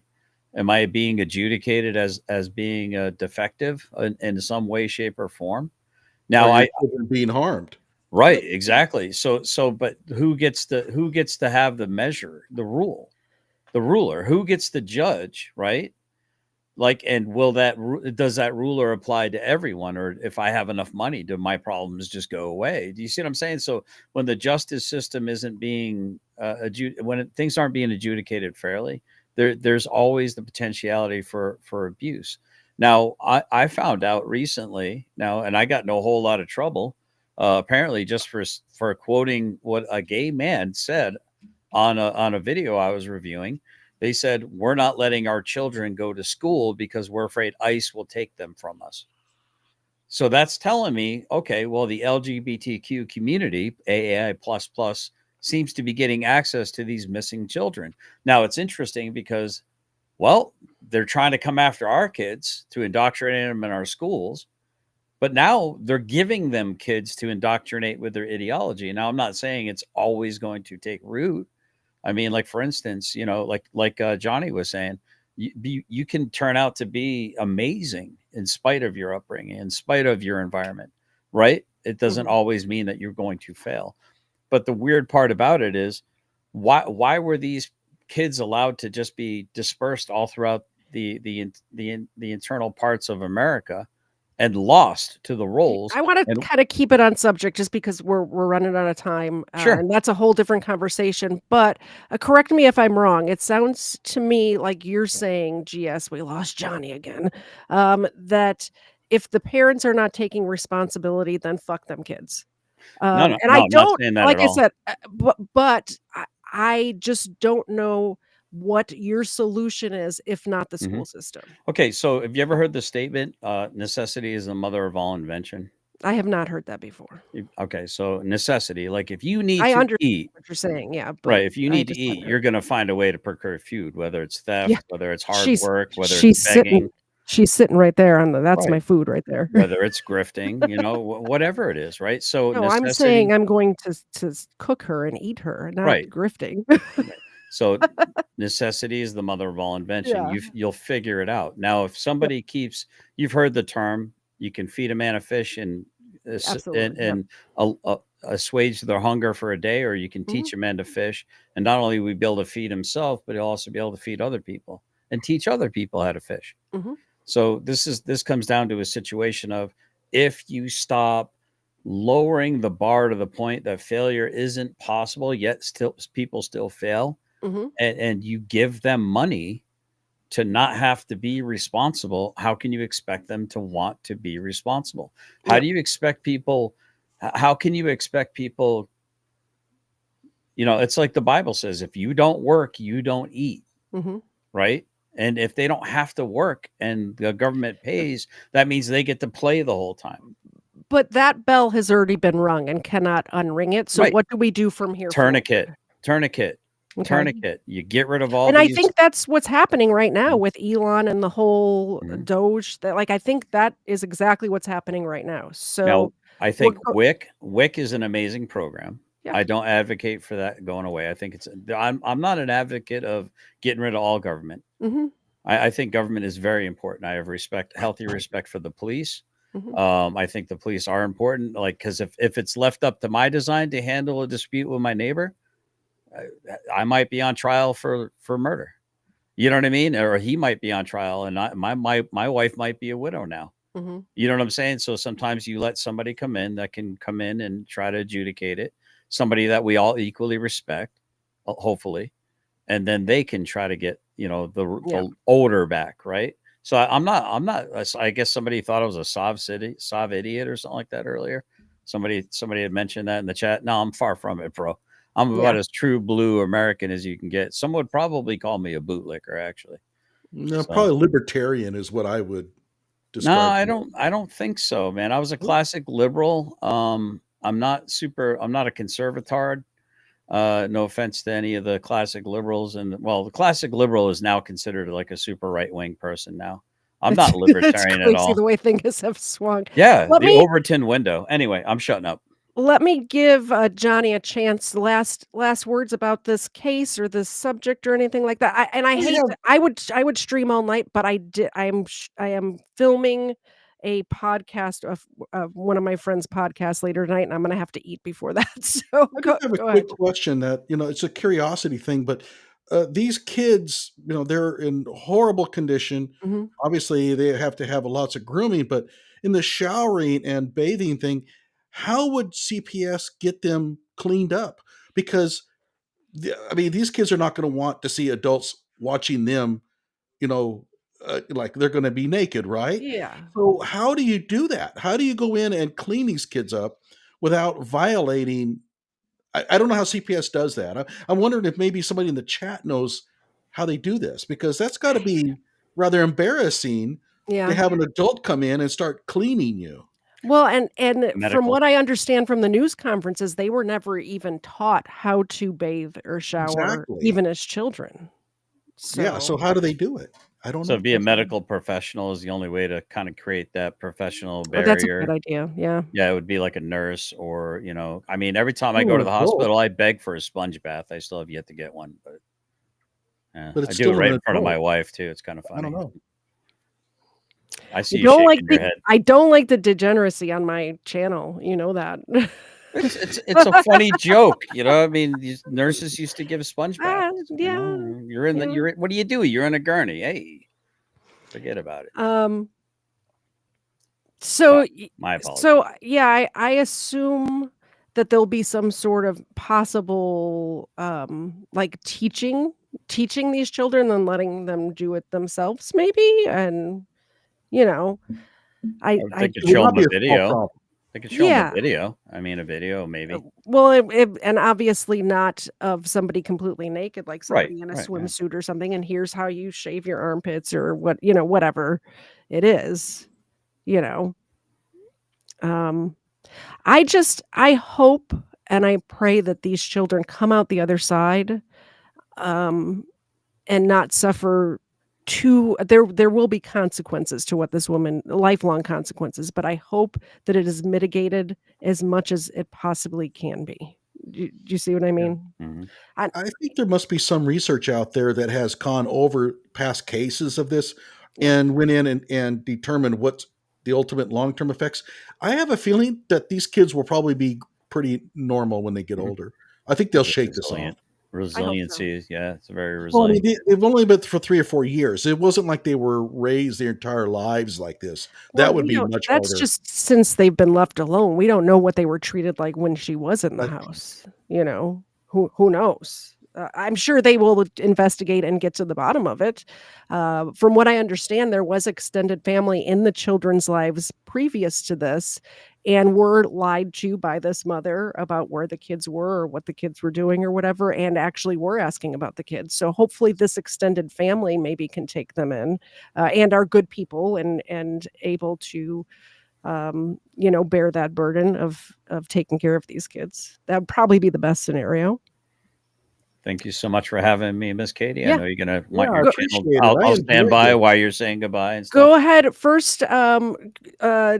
GS, do you want to go first? Go ahead and plug your stuff. Let us know what you have coming up, and I'll put your link in the chat one more time. Sure. Oh gosh, I don't know if I want to. Well, maybe you'll find it funny. It's a joke, by the way. Don't. It's a joke. It's not. It shouldn't be too distasteful. But I'm generally specific. The most handsome, and the most exorbitantly humble man on the internet. Those are my two greatest traits. The generally specific shows Monday through Friday at 9 o'clock, because I want to say you can catch my show at 9999999. Anyway, so that said, yeah, and I also have a gaming channel. It's at Subpar Gaming Alpha, and we have fun. We cut up. Life is like a box of chocolates. You never know what you're going to get. Unlike cable TV, you can keep switching the channels. It'll be some new program. Thank you very much for having me. It was a pleasure to meet you, Johnny. Hopefully, Nice I meeting you. didn't annoy you overly much. And No, it was fun. Yeah. Can you put your channel in the private chat so I can? I will put it there right now. And Johnny Walker Dread, tell us about your channel and what you have coming up. You always have something good coming up. I host the Johnny Walker Dread Show. I don't do a lot of live stream, and usually when I do, it's like one day after I come up with the idea. So it's just on very short notice. But if you really are annoyed by race grifting like Rashad Ritchie and Ben Crump and Al Sharpton, you'll love my channel. I tear into them constantly. I'm kind of like an actual justice warrior, Nate the lawyer type, but I do a little bit more humor than they do. I have 400 videos on the Kyle Rittenhouse saga.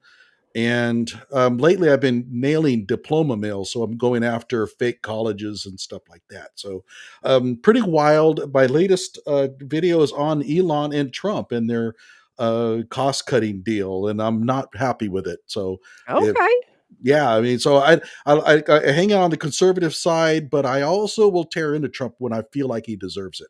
I think both GS and I are the same way, where we kind of hang out there, but we call it like we see it. So if Trump's messing up, we're going to say something too. Yeah, I haven't joined the army there. Yeah. But thanks again. I appreciate this. Yep. And for me, you guys know you can find me at 4:30 Eastern on Sunday. So that's tomorrow at 4:30 Eastern. We are continuing the Jeffrey Hazelwood case we're talking about. And tomorrow I have Colin, definitely not Cromwell.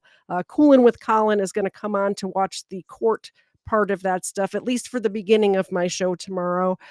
This is the one that we covered this past Sunday, where this insane person found two kids making out behind a public shopping center and decided to execute them.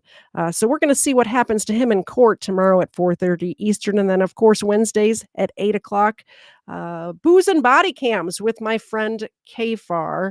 And we actually have, hopefully, fingers crossed, we have FOIA requests in to get some original videos that I think a lot of my community and probably GS's community too will be interested in seeing. So that's it. That's the show. Can I make an announcement on this? Sure. Yeah. Tiffany Henyard goes up for re-election in 4 days. Oh. And she's really coming unhinged. So if any of you are interested in the Tiffany Henyard, she's the most corrupt mayor in the country. I covered it on my channel, yeah. Oh yes, but at any rate, her latest she did was a rap video I covered on my channel. You've got to see it to believe it. That sounds amazing. Oh yeah, so this is a good time if you're interested in that, because there's a lot's going to be coming out about Tiffany Henyard, and I'm hoping to do maybe a live stream cover of the re-election of that night. But that's going to be. Let me know if you want a guest. Is that when she was on the beach, kind of like in a position and she was twerking upside down in a I think that's a different person. I remember that, but that's a different person. Tiffany Henyard is out of Illinois, a suburb of Illinois, and the super mayor or whatever. Yeah, super mayor. Yep, exactly. So, question: don't judge me poorly, but don't worry about a thing. Every little thing is gonna be all right. Is that who's on? Was that who is on there? Is that Marley on your? That's Bob Marley's original song. But it's been done by almost everybody. But no, the guy who's on your banner, is that Marley or? No, that is probably Bim Sherman from the Dub Syndicate. He was my favorite I singer. just lost my I have a black friend card. Thanks. Thanks, I'm going to Johnny. play the outro. If you guys want to hang out and chit chat afterwards, that would be fine. Thanks for coming, everybody. We'll see you tomorrow at 4:30 Eastern. Bye, guys.